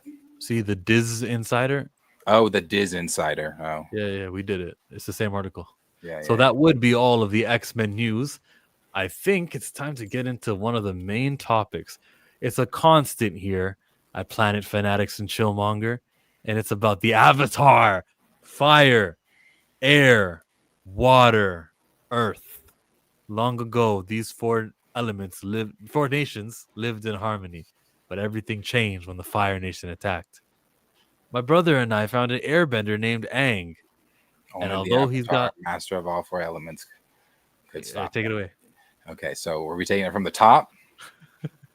Give him the real version. Go. Let me see. 100 years ago, my brother and I discovered the new Avatar, an airbender named Aang. And although he's got much to learn, something like no, that's at the end. An airbender named Aang. No, I'm sorry. Where am I at? Long ago, the four nations lived in harmony. Then everything changed when the Fire Nation attacked. Only the Avatar, master of all four elements, could stop them. But when the world needed him most, he vanished. 100 years passed. My brother and I discovered the new Avatar, an airbender named Aang. And although his airbending skills need work, although his airbending skills are good, he's got a lot to learn before he's ready to save anyone. And I believe Aang could save the world.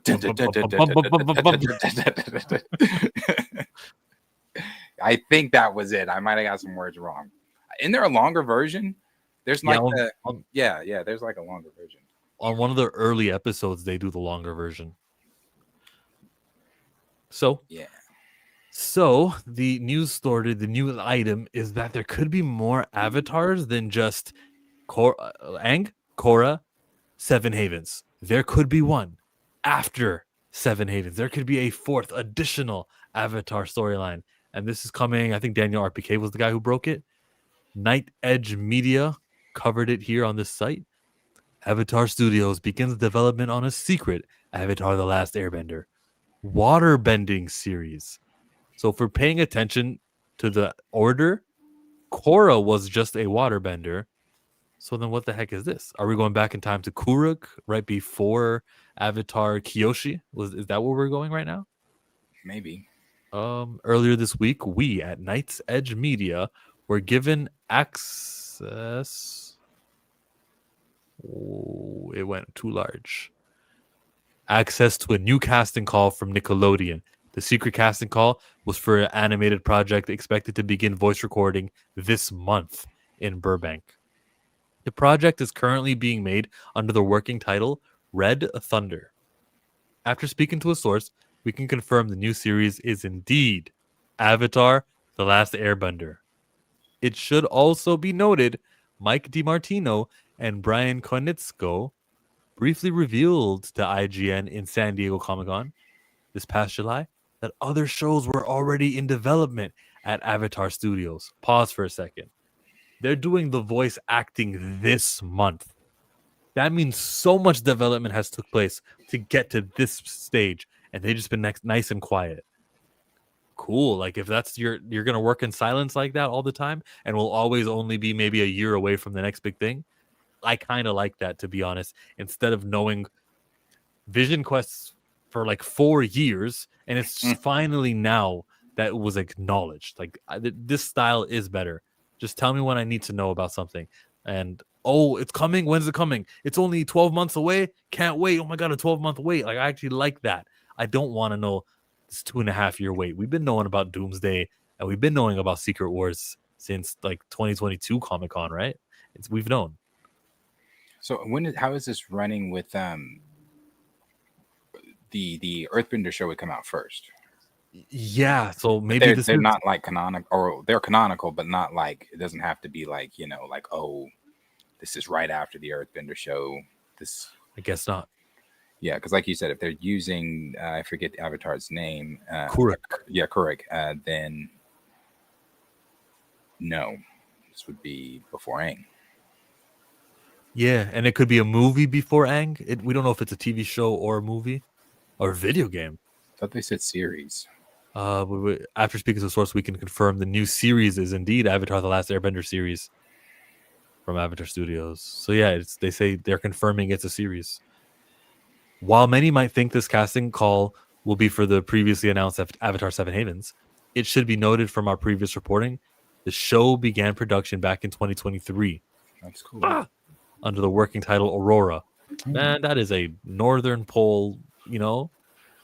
The secret casting call is also for 2 Native Americans. So yeah, okay, then yeah. Water tribe. Oh, they even said Avatar Kuruk down there. Though it is unknown there are previous Avatar like Avatar Kuruk or just supporting characters. So the casting call is for a character named Baru, teens and adults to play a 14-year-old Native American, mainland United States or Canada. Baru is earnest, impulsive, spacey teen. I don't want to read everything. Wait, no, I want to know about him. Because there's so many. Then there's Meebs, and this is another teenager, 14-year-old. And then was there more? I thought there were more castings. I just didn't want to waste time. Fine, we'll read it. Male Baru is earnest, impulsive, spacey teen with skate grunge rocker vibes. He's an underachieving apprentice spellsmith. That's an Avatar, basically. Because they can't really say exactly what it is. A spellsmith is a waterbender, an unlikely person to be tasked with saving the world, but that's his destiny. It's hard for him to pass up a good time or a daredevil stunt, but he'll drop everything to help a stranger in need. He's an optimist with a brightly burning spirit and a goofball who brings joy when he's not ushering in chaos. Baru, Avatar Kuruk, is an intrepid risk taker. If he gets an idea in his head, it's like an itch he must scratch, even if the chances for success are slim and chances for injury are high. Thinking things through is not his strong suit. He's all about good vibes and is highly allergic to bad vibes. When someone is making everyone have a bad time, most notably a bully or a peacock, Baru isn't afraid to dish up some comeuppance, or at least attempt to. He'll pick a fight he can't win as long as it's for the right reasons. He's charming and has an energy that just attracts most people. Sort of like a golden retriever. He might ruin your rose bushes with a badly planned stunt, but you can't hate him for it because his dopey smile. Series regular. That was Avatar Kuruk. Or it could be like a Sokka. Remember when I said his destiny was to save the world? Saving the world, but that's his destiny? Yeah, I know, but was it not? Didn't they all help Aang save the world? I mean, ultimately he fought Ozai, but could be that. Could be a supporting character friend, but it could be him. These casting calls, they can't really use the exact terms. They got secret code names for all their projects. Right. That's why it's skated under the radar until just now. So teen and adult to play a 14-year-old Native North American mainland male. Meebs is usually the smartest person in the room, as well as the laziest. He has perfected the art of doing just enough to get by. He's a trainee, the retinue of the Chancellor, an elite role for a young person. His parents hope one day Meebs will become the next Chancellor and bring prestige to them. So the top one is correct. Because it doesn't describe that. Prestige to the influential family. But he isn't interested in any of that. He doesn't know what he wants out of life, but he knows he's bored with politics and the stuffy traditional environment in which he's been raised. Meebs is the polar opposite of his best friend Baru, but he's drawn to Baru for his free spirit and authenticity. Even though he can't admit it to himself yet, maybe Meebs longs to free his own spirit too. Meebs is the de facto negotiator for the group, the Keystone Wizards, ambassador to the world. His high intelligence and sharp wits help Baru identify and correct the wrongs in the world they encounter. Note, this role might sing later in the series, but he doesn't need to be skilled at it. Vocal traits are articulate, smooth, wry, rapid talker, highly educated, authentic sounding teen, not a cartoony voice. Okay. All right. New Avatar series. But, it kind of lines up with, if you remember when we pulled up that original timeline for what Avatar Studios had planned, they were talking about a movie here. Yeah, it kind of lines up with that. I mean, not the times, obviously, but it lines up with their plans, what they wanted to do at least. It was part of the article, yeah, right here. Yeah. So they were also talking about a Zuko film, which I'm still very much interested in. I don't think they were talking about doing anything solo Azula. Oh, Zuko and Azula in a film? Yes. Put their blue fire against the red fire, make a purple fire. That would be cool. Man, get on it, Brian and Mike. Yeah, so it lines up. I mean, the Seven Havens would be the fire or the Earthbender one, the new series. That's not fire. the water. That's not the water tribe symbol, is it? That's the air nomad symbol, isn't it? No, that's the water. Because we've already done air with Aang, so Aang is air, Korra's water, Seven Havens, that's going to be an earthbender, and then we get fire. Nice. Just don't be related to Zuko, because I think like Star Wars has the same problem, family members and everything. Just have the guy be an original character. Not related to Mako either. Yeah, you don't have, because you don't have to, necessarily be royal to be the next fire avatar. No, because first of all, I don't know why I'm thinking royal anyway. Zuko wasn't fucking, I don't know where my mind was going. Fucking Roku, not related to Zuko. No, but isn't Roku, didn't he, the Zuko's mom, isn't Zuko's mom Roku's granddaughter or something like that? He married into the royal family when they found out he was an avatar. Then he got into the Fire Lords, right? Didn't he get? I believe so. That's in that very, very, very good either 2-part or 3-part. It might just be one episode where Zuko's reading those letters. Yeah. I think that's it's revealed in that. Ruko is related to Zuko. Yeah, that's right. I thought so. I don't know why I backtracked on that. I need to go back and rewatch Avatar. Roku, I can't pronounce it wrong way. Roku. Yeah, Roku Avatar is Zuko's great grandfather. Yeah, they're related to each other.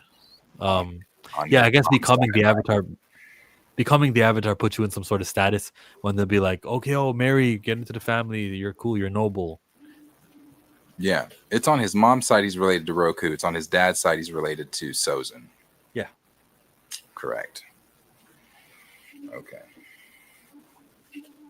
that's a damn good episode. He's reading those letters and learns all that. You rewatch that show all the time, huh? Avatar? I watched it once on TV as a young person, and then the second go around might have been year 2014, 13, something like that. Watched the beginning to end, and it's about time. It's been 12 years. I might need to see Avatar again. Yeah, rewatch it. I watch it often. Yes, I haven't watched it in a minute, but yes. My favorite. I was there during I remember being on the phone with one of my best friends from middle school during the finale, counting down. Nickelodeon had the timer in there. You were on the phone with him, you're right? Yeah, fun.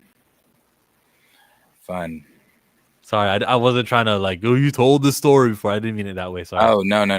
If I've told, I'm pretty sure I have told that. Yeah. But yeah, good times. This is my favorite Avatar scene ever when they said, "We got our eye on you." Hey, I got my eye on you. Water tribe.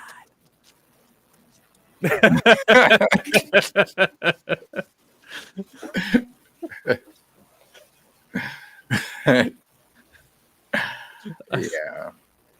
You know what scene no matter what it is, no matter how many times I've seen Avatar, I still shed a tear in Appa. When you muzzled Appa and he goes to the Avatar state and he's tripping and Aang's crying and Katara grabs him. Yeah, very emotionally touching scene. But they have a lot of those in the Avatar. I didn't care about Appa like that until I saw Aang all like flustered. Oh my god, what's going on? Where's Appa? I just thought this is the beast that carries you from place A to place B.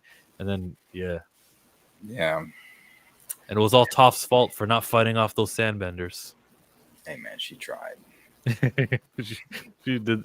She should have. She couldn't metal bend then, could she? Now she tried. There wasn't no metal out there either.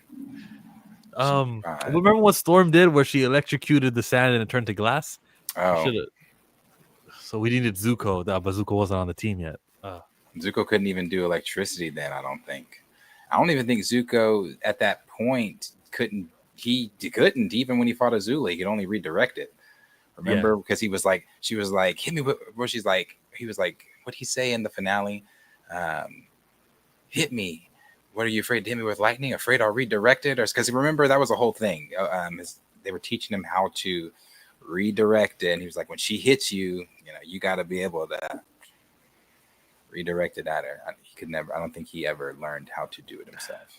That was so different than watching Korra. She just learns how to airbend so quickly, learns how to do the spirit water stuff, learns just like that to metal bend. Metal bending actually took her a little while. Still, that took her a while. Yeah, she struggled. That's one of my irritants with Korra. Is that everything just came so quickly. It's kind of like Rey. Everything just came so quickly for her. And Bolin learned how to lava bend real quickly. But he couldn't metal bend. Weird. Yeah. But that whole ending with the three-way fight between Katara, Sokka, and Azula. Azula was great. Katara, Sokka, and Azula. Katara, Zuko, and Azula. Especially when Katara, got her on under the sewer part, pulled the water up, froze it, melted all the water around her, and handcuffed Azula. Great. I do want to see what Azula's been up to. Like that is like she's obviously imprisoned, but like even as Zuko was Fire Lord, what was going on in the older years? Did he go reconcile with his sister? Did he go visit his sister, talk to her? Korra took 9 episodes to learn the spirit water stuff. That's the point. Korra is a bending prodigy, not a spirit prodigy. That's why bending came easily to her. No thanks. I reject that. You know what was weird? The Jinora could in Korra. She was like projecting herself, and I'm like, what? That doesn't make sense. An airbender can project yourself. How? Your spirit is as light as air? That's different. Lava, I get it. You just turn the heat on the lava, just like you turn the cold on water, it turns it to ice. But lava bending was weird. Was understandable. Spiritually astral projecting yourself. I don't know if that should be an airbenders, Yeah, no, that's fine. There's Star Wars stuff I reject too that they consider canon. I reject it. It's not my head canon. No thanks. Reject what? Oh, I just reject Korra doing things the same way I reject Rey, because to me they're one and the same. I compare her to Rey all the time. I reject her being able to do things as easily as Luke, and I reject her, or easier than Luke, and I reject Korra being able to do things easier than Aang. My head canon. That's why I don't watch Legend of Korra, though. That's why when we talk Avatar, you never hear me bring up Korra. Like, I never will start or end or in the middle of a conversation be like, oh, well, the Korra.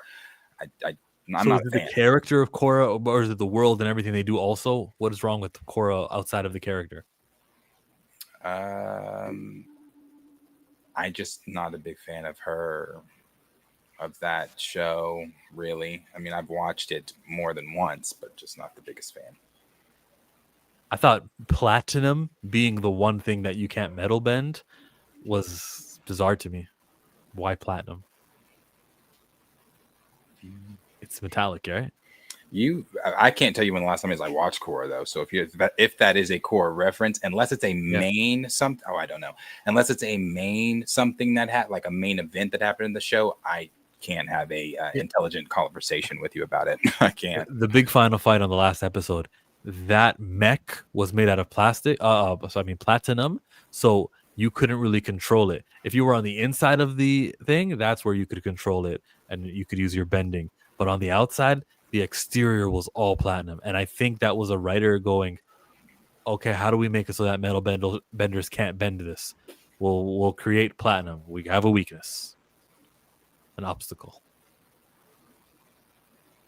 Hey, I see Liam is still going. You can feel how you want to feel about Korra. That's great. Just like everybody in here, they are able to feel how they want to feel about Korra. I didn't like the show. Just didn't care for it. Didn't care for Korra. Didn't care for her show. And as I said, she is the comparison to Rey to me. Not in them being underdeveloped or fully developed characters, just in their abilities to come in and do things easier than the main characters that came before them. That's my thing. I'm not looking at the deeper individual qualities of them or how. Shut up. See, that's these guys. They hate her because she's brown and a girl. Like, you're gonna really listen to Planet Fanatics spew this garbage? Oh, is that what he said? Be better, girl. Where'd you see that at? Liam wrote it like a few messages ago. He said they hate Korra because she's brown and a girl. But he might be saying they as in general. It may not be us. But if I know that's what they means. But like, don't. Sorry, go. What were you gonna say? Well, I was gonna say, if it is directed to us, I don't know how many times I have advocated, or not. I don't even feel like I have to advocate because there's nothing to advocate for, in my opinion. Shown how much I love female characters and have made it very plain. I don't care what you have, your genitalia. I don't care if you're brown. I don't care if you're yellow. I don't care. None of that stuff. I look at, and personally wouldn't have the conversations about them if they weren't conversations we have here. I look at when I'm watching films and things like that. You know, that's why Chill and I differ. I'm not throwing Chill under the bus or anything like that when I say this. We differ on his view on he doesn't want to watch films that aren't black led or things like that. If it's good, I'm watching it. If it's Purple People Eaters, I'm watching it. And if it's good, that's great. Fantastic. So to throw I don't like someone because they're female or I don't like someone because of their color of their skin, I'm the wrong person to put in that box because I don't, that's not my MO. Yeah, I was saying in general, Chill, damn. I was taking your side, Liam. But I will say that you just gave oxygen to them because no one was talking about they before you said it. So let's try to do this without giving geeks and gamers and whoever else it is that is they a presence or even a thought. Nah, it's just the character was trash, lol. Is Aang basically Korra because Korra is Aang's next life? So isn't this a continuation of Aang's story? They're all basically the same. I mean, they're different in personalities, obviously, but they're all the Avatar. Past lives. It's just a past life of it. Of hers, rather. Aang is a past life of her. Yeah, man. She doesn't have access to them all because of, again, the spirit water that whipped on Rava. And it went, oh, Avatar Aang disappeared. Oh, she got hit again. And then the last Avatar, until it went to the first one. And now she cannot access them. But this little new Avatar has access to go and talk to Korra. Do we know that for sure? But maybe it's just Korra she has access to because of the whole spirit thing that happened. So maybe she... But do we know that for sure that she even has access to Korra? Yeah, I don't see why not. Unless someone whips Rava with spirit water again and loses Korra. Well, then you will see Korra next or next season or next show.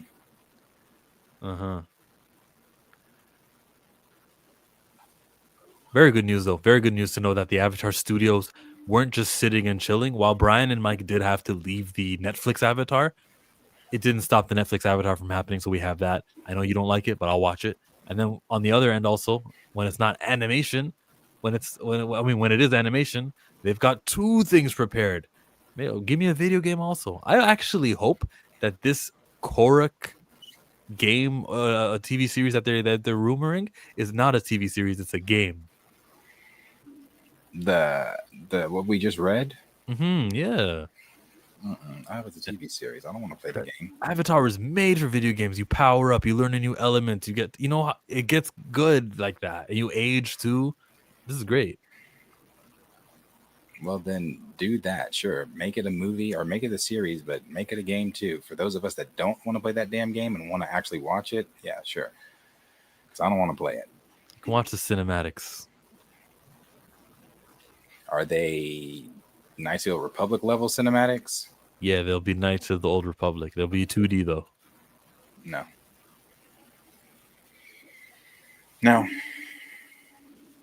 I'd rather just watch the show.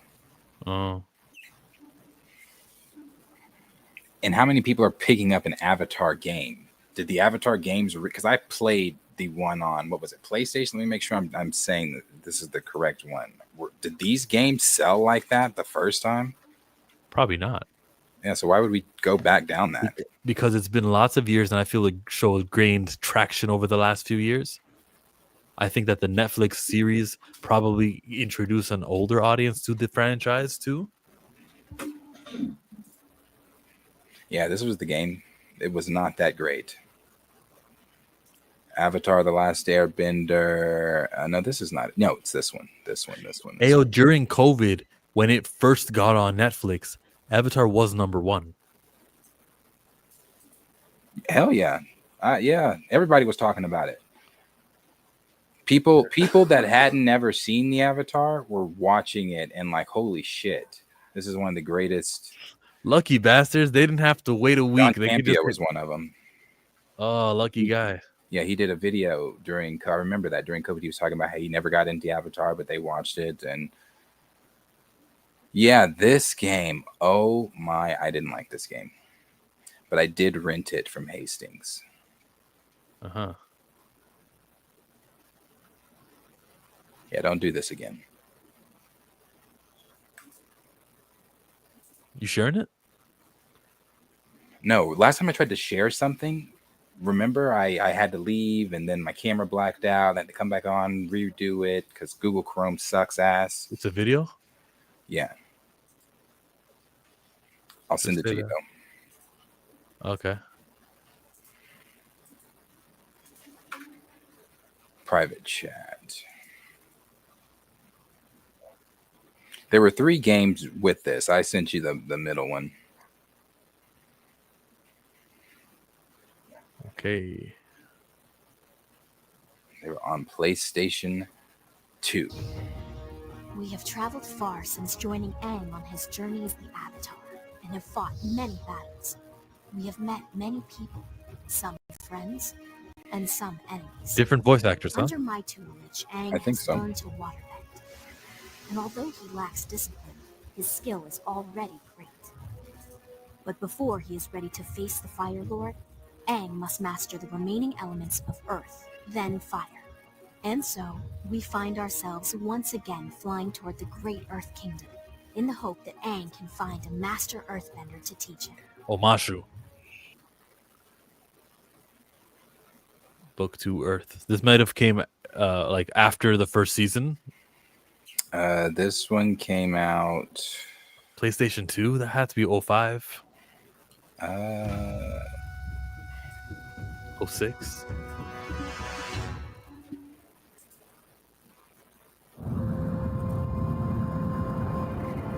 Oh, 07. Oh. And you bought this game? Ew. No. I did not buy this. I went to Hastings was a regular Friday evening adventure. So My mom would take me to Hastings, and I would go rent Probably several get a drink. games. And There's where one of I them. can get some food. Well, I'm glad that winter's over. I won't get so many colds. You know, looking back on this is the graphics and everything are not that bad for the time.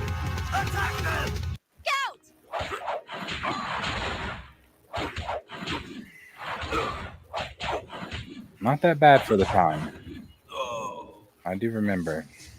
If I liked Avatar and I was young, yeah, I'd love this. Yeah, this was I the want game. to skip to the ending and let's see him fighting, but using more elements. Simple puzzle. Man, this is. They could have made any game do this. They probably like pre-make games with puzzles and stuff like this, and then they go, which IP will we just slap on, then we'll decorate it. But it's the same concept. Yeah. Get to the fighting. Come. Oh, you can play Zuko? Mm-hmm.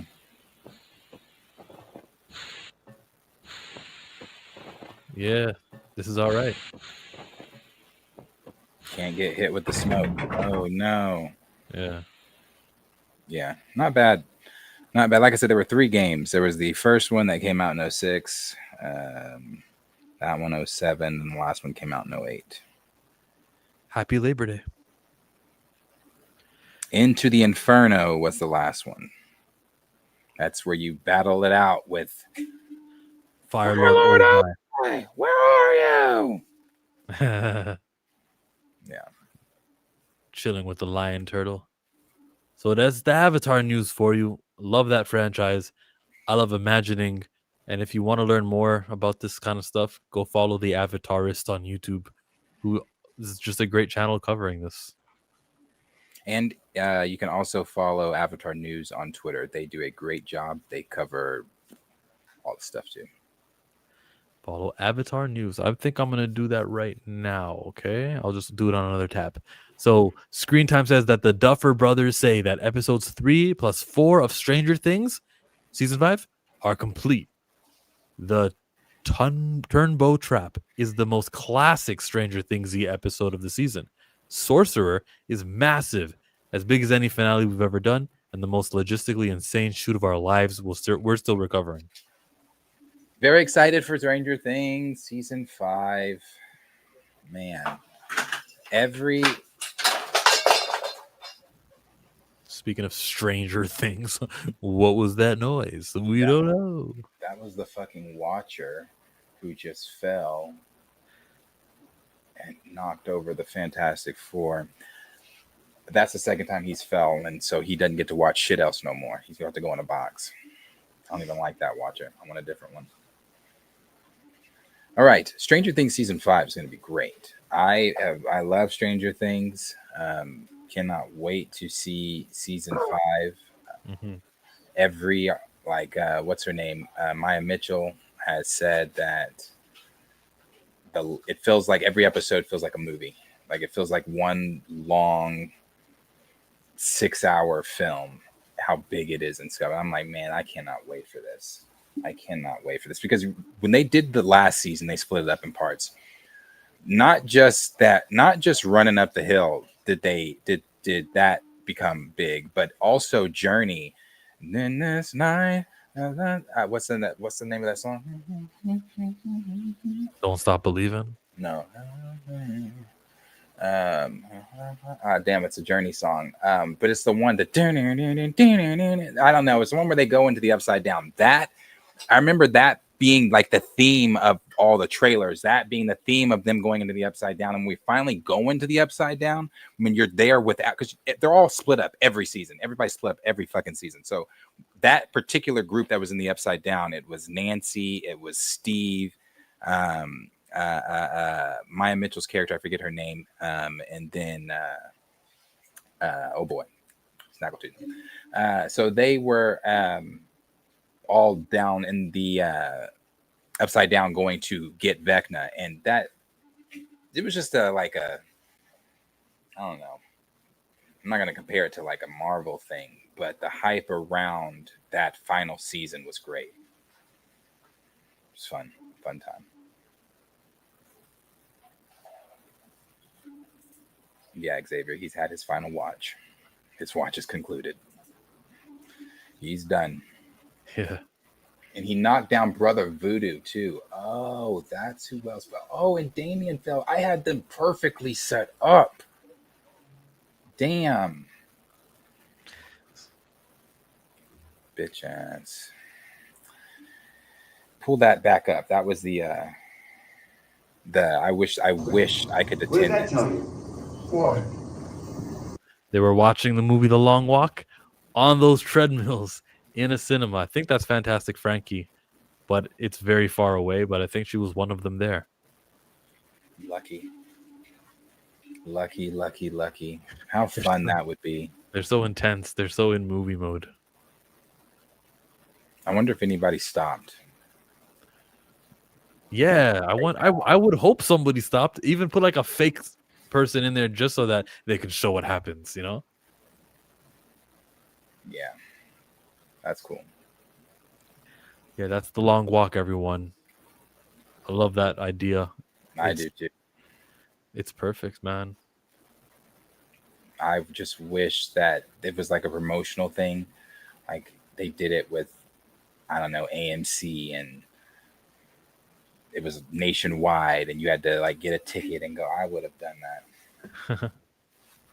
No, it wasn't Don't Stop. I'm going to find it because it was Journey.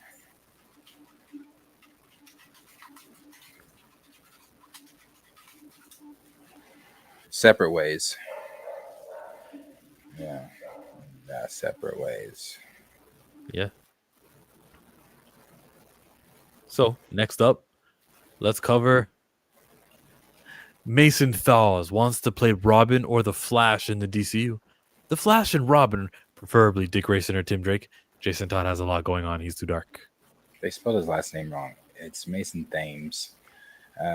He's the one that I said. Now, he's not in the same class as Timothée Chalamet, but I think that he has the same up and coming, could be big in the industry like Timothée Chalamet. His first film was Black Phone, second film being How to Train Your Dragon, which I thought obviously in both he acted very well in.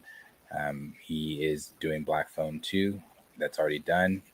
He's also obviously doing How to Train Your Dragon 2 and 3.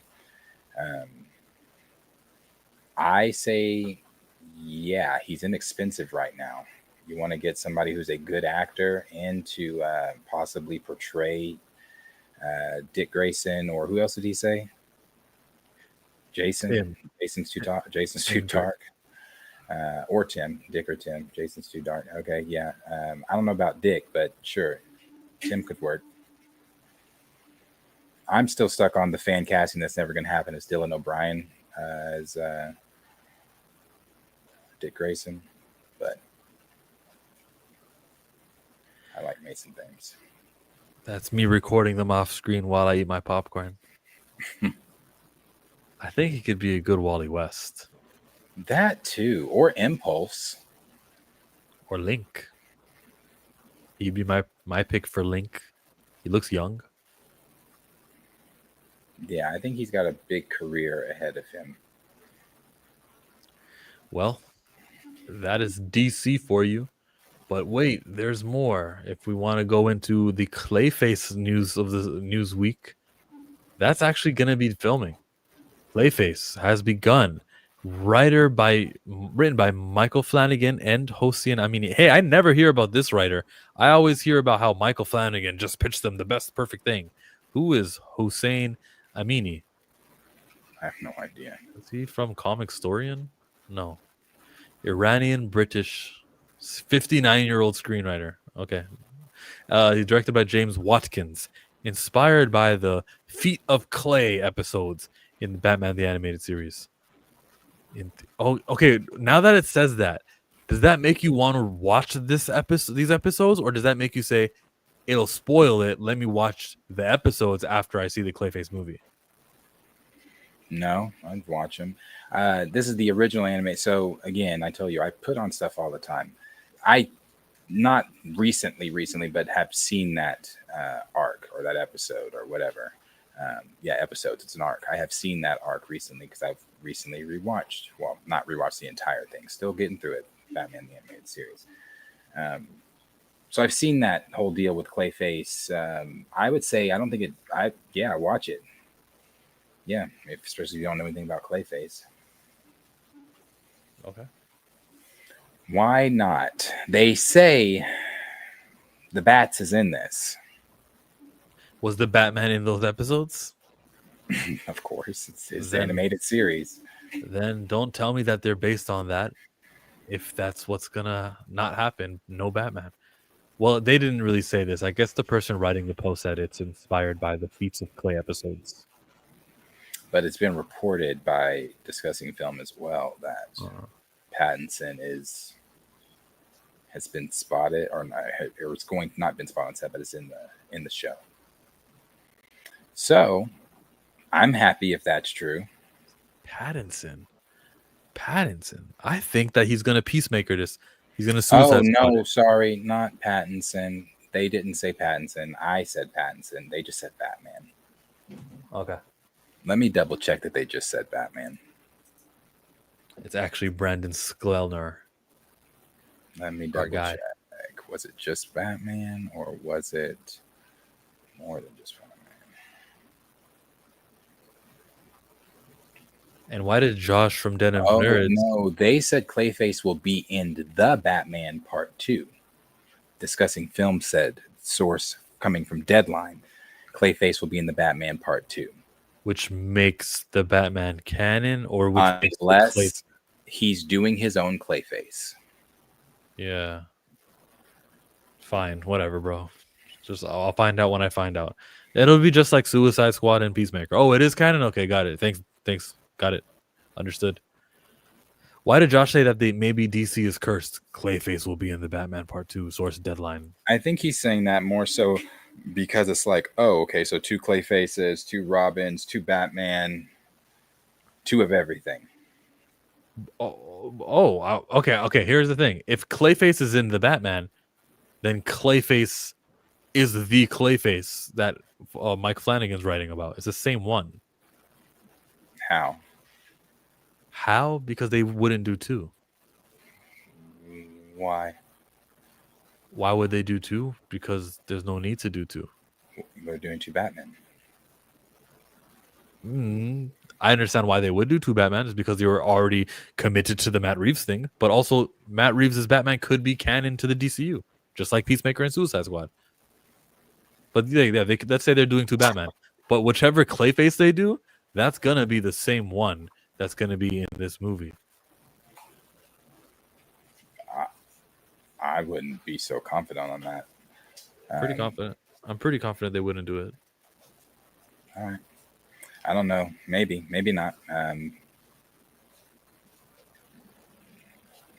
mean, if Reeves had a universe already planned out and there was already rumors going around that Clayface was going to be, or was it Clayface or was it Clayface was going to be, Clayface or Mr. Freeze were going to be the villain. This was before the Court of Owls got that rumor started and all that kind of stuff, and then before Robert Pattinson even said in that interview that he'd like to see the Court of Owls. So this was before that. This was the rumors that he was looking at Mr. Freeze or possibly Clayface. And when they were talking about Mr. Freeze, they were talking about, actually, I don't even need to go into the details. Let's just say, I'm just saying Clayface for him was already on the table. So if I'm not going to tell you, if I'm James Gunn and I'm the president, I'm not going to tell you, okay, we're just bring your Batman here to make this all easy. And you already had Clayface on the table, but I liked the Clayface script that you had that was, I thought fit better with DC. So I'm pulling it over here. So I'm going to give you your own Clayface to play with.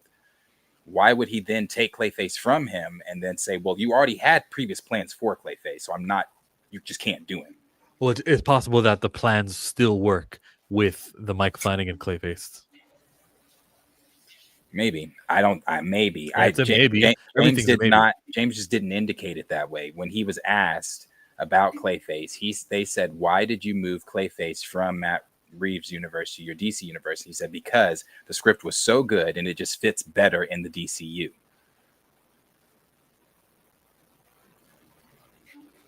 So, and Matt Reeves is saying, I'm still keeping a Clayface in my movie? That would mean what's 2 being reported. Clayfaces. That would mean 2 Clayfaces, sir.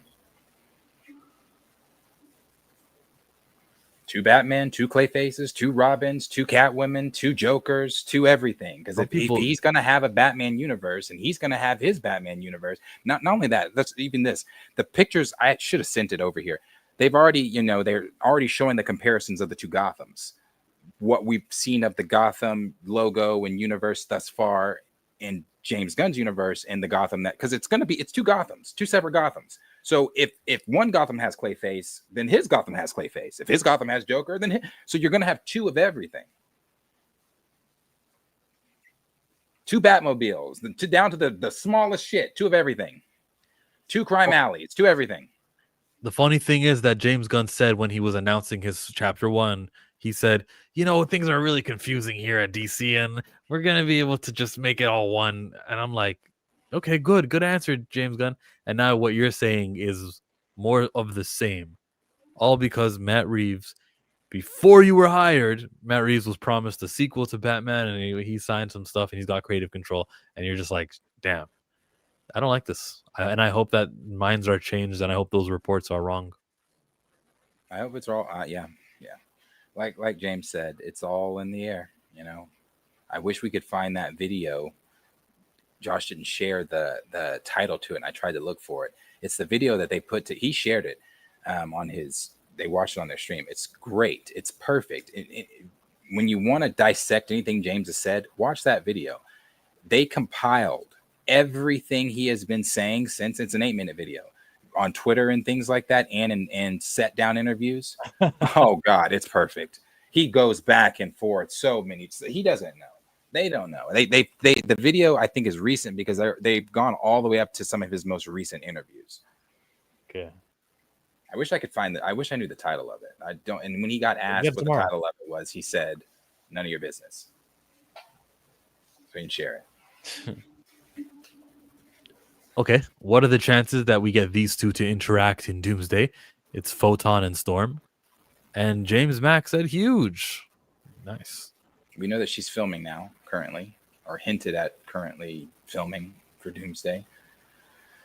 So maybe they'll have Sam scream Black Girl magic again, and the 2 of them will conjure up some Black Girl magic. Perfect. I would love to see that. 2 actually black characters. It's authentic, no race swaps in sight, and it's just them doing something successful, interacting, not winning, not just interacting. That's all I want to see. That's all. That's where the bar is. It's so low. It's just interacting. We get that. All right. Thank you. Good news story. I want to see them. They need to have a good, not just interacting, not just, hey, what up, sister? Hey, I'm good. No, I'm talking like are you sure you can take all of them? She doesn't need backup, or she's got backup. And then all the females, like I want one of those for those 2. Here's the Clayface. They're hiding his face, I guess, on set because I don't know, maybe the prosthetics. They don't want you to see. Okay. Umbrella guy's rushing over. Yeah, they don't want anybody to see his face right now. That's a good idea, right? Let's be scared and shook. When we're ready to see this, we'll see it. Yeah, we appreciate guys on the set like the Umbrella dude right there who's running down the steps. Thank you. Gracias, Umbrella dude. Yeah, gracias.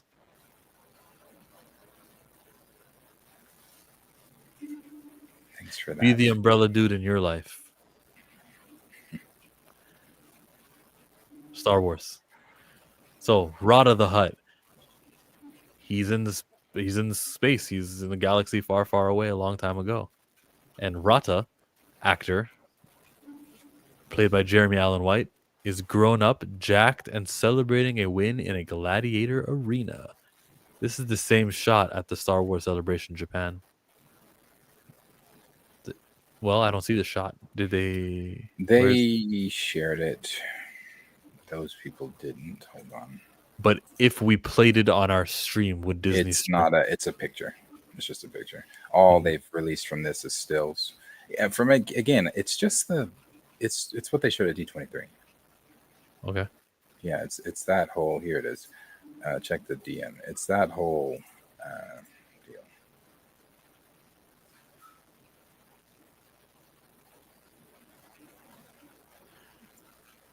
Oh, Grogu's walking on his own. All right. A new HD still. Oh yeah, that I've seen this one. I remember it. No, they got one of Grogu walking on his own. I'm sending that to you too. If it's a picture and not audio, you can send it yourself. Oh, that's right. Well, I've already sent it to you. Yeah, there's Rada, Stinky, Jabba's son, all jacked, and I mean he's jacked in the comics. So there it is, an HD still. Oh, next to Zeb. You got Zeb, Grogu, and Din Djarin. Love it. I love it. And I did the homework. I watched Rebels, and I'm not complaining. Oh my god, look, I think I gotta brush up and watch scenes. This is gonna be hard to get into. I forget what his name was. I don't care. I mean, I care, and I do love it. And this is homework that I'll be doing right before I watch the Mando Grogu movie. I'm gonna check out his scenes and learn about his lore. Zeb Aurelius. Yeah. How fun. Yeah, Zeb, whole crew just returning. Sick. Ahmad Vasadi popped up on my For You page on Instagram. So I went to his Instagram. Interesting character. Very interesting guy. He raps. Did not know that. Interesting guy. They should have went with Aladdin, but interesting guy. Yeah. The question is, can Grogu talk now? That's the interesting part. Or what Omni-Man say? That's the neat part. You did this before, yeah. We know how you feel about the Grogu talking. It's a point. No, I didn't ask that. That was a question that someone asked in the chat. I understand. I know. Everybody already knows how I feel about Grogu. That's why I'm not going into how I feel about Grogu. Felt like Xavier said the question is, can Grogu talk? And I said, that's the neat part.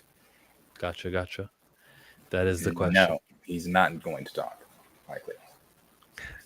Maybe in the trilogy on the third movie. Yeah. Moving forward, we've got a news item from the galaxy of DC. James Hawes, director of Lanterns, talks about the show. Chris Mundi and Damon Lindelof, they have done things like Ozark, True Detective, and the script has such wit, so much character, and it's like a buddy cop movie. And I have talked about this in sort of True Detective, Fargo, No Country for Old Men, Naturalistic. It's a buddy cop movie, and somebody flies. Huh? Okay, thanks. That's what more can you say? I appreciate your kind words. Yeah, they need to show something from that. Graham Greene passed away. It's been reported 3 minutes ago.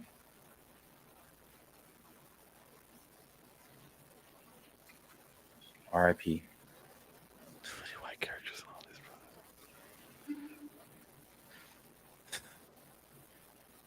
these, yeah, I'll be watching. The Lanterns. Aaron Pierre's in it. That's Mufasa. I think it's very misunderstood what I meant when I was like, "Hey, is it a white lead? Okay, I'll pass on that." First time I said it, it was Extraction with Chris Hemsworth. I'm like, I'm not interested. I'd rather watch Damascus. I'd rather watch it's being misconstrued. I don't care either to fix it. You guys can bring it up. Why bring it up? Yeah, Cornelius said it.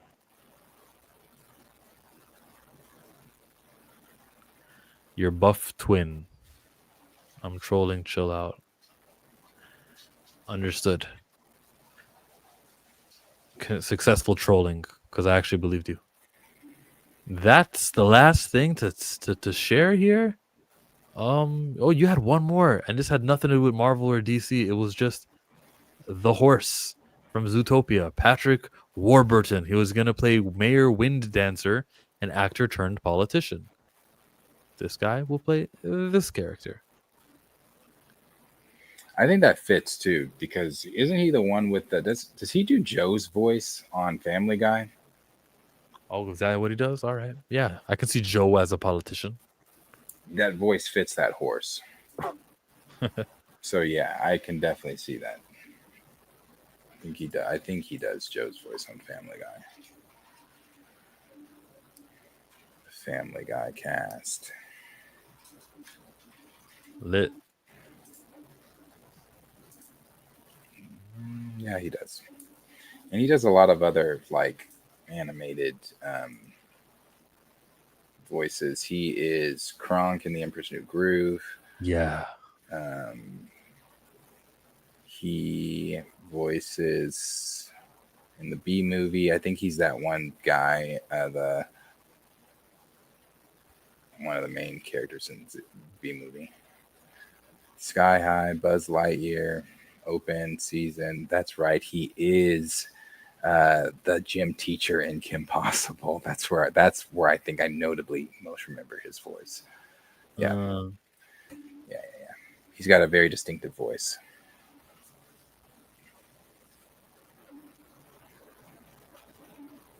He does a lot of live action stuff too. She's got a very impressive resume. Good for him. Yeah, notable voice. If you know him, you know him. Patrick Warburton. If you don't know him, you know him too. Indeed. You want to leave on a great video? Have you seen this? You see this guy? No. Great. The next minute and 42 seconds of your life will not be the same. You are going to experience something different after we get to this super chat. Yeah. I go where I want, good. Play if you want, let's do it. I'm a young CEO, sure. Yeah. Huh? Sorry if I missed it before, but what are y'all's thoughts on K-pop Demon Hunters? Well, the last time we talked about it last week, I really had no opinion on it, but I like that fans got to see what they wanted at a movie theater. I like that it made money. I like that Netflix is helping the movie industry, also like the theater industry. I didn't watch the show though, but I mean, I saw all the fangirls. Oh my god, the buttons, and all that. So it served its purpose. Everyone's happy. I did not watch K-pop Demon Hunters. We did watch that trailer though. Sorry, but everyone subscribe over to the Glimmer Cast because she makes great content and we appreciate her. I should watch. I might give it a watch. I didn't say I wasn't after watching that trailer. Chill's lying. He was there and dressed up. Yay!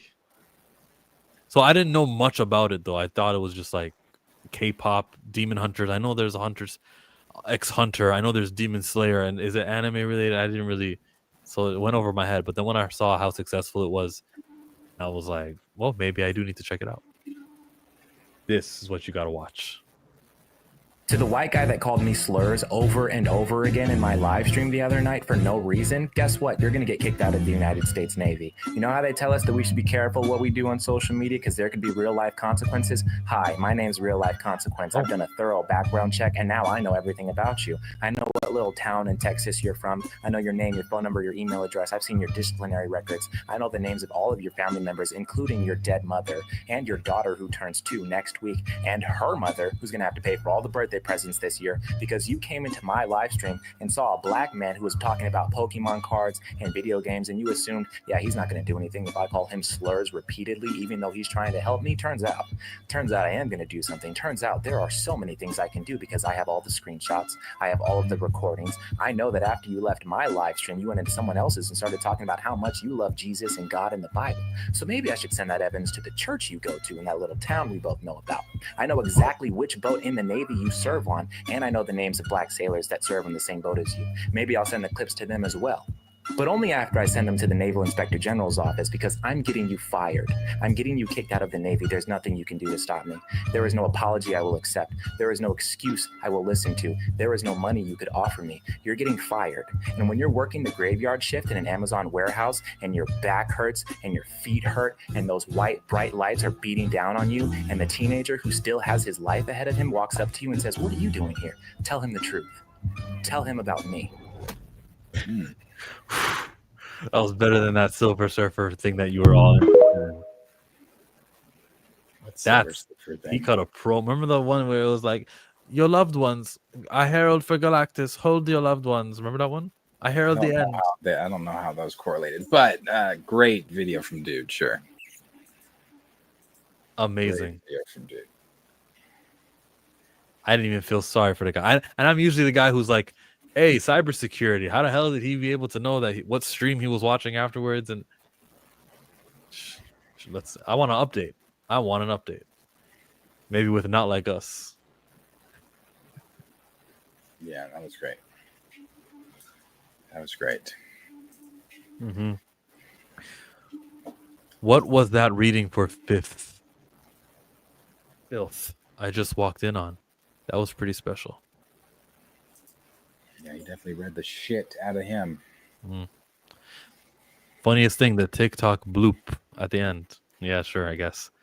But doxing, that's what it's called. But you shouldn't have been doing what you were doing. But yeah, I don't know. It's hard for me to cheer sometimes because I want to just have like a uniform rule. No one should be able to do that.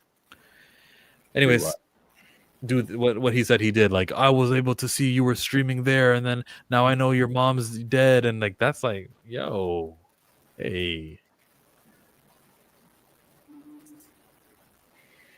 Are you talking about having information on people or finding out information on people? Yeah, I feel privacy is important. Oh yeah, I feel that as well. Privacy is important. But also, I don't know what's on his Facebook. Like maybe on his Facebook account, it's RIP Mom 2024. Like maybe well, that. Anytime. How can I say that? Yeah, basically without. Yeah, sure. Yeah, you can find out anything you need to find out. Basically on Facebook, people post their lives. You go up to that little 3 dots in the right-hand corner. You type in a specific word. It'll pull up anything they've ever posted with that word. MOM. See? Yeah. Indeed. With that being said, thank you for coming here for yet another morning report, evening report with Chillmonger and Darius. I heard a noise before he did that, which means, oh, he's back. How you doing? Which means that there's some background noises. Anyways, we don't need you. We're going. Any final words that you want to touch on, or let's just go? No, we are back here tomorrow at that same 2 p.m.-ish time. And that is the new time. That is the new times for the streams. So if you liked what you saw today, go ahead and hit that subscription button, the like button. It helps us out over here. Subscribe to Chillmonger individually on his channel. You can subscribe to my channel, Planet Fanatics, as well. Also, Marcus over at Back of the Bus, who we do this with on Thursdays, our Pantheon stream, Thursday evenings. He does this on Sundays, so you can check out his live stream on Sundays as well. Check out Back of the Bus and subscribe to them if you are not. And to all of our other YouTube friends, all of our others that typically join, I saw Blue in here today. I thought you also said the Glimmercast. Go check them out as well. Check out all of our YouTube friends. It helps everyone out. So, again, like, subscribe, share with your friends. We are back here tomorrow, and we will see all of you guys in the very next video. Have a blessed and safe rest of you guys' Monday. Oh, and happy Labor Day. Don't do too much labor. Yeah. Peace out.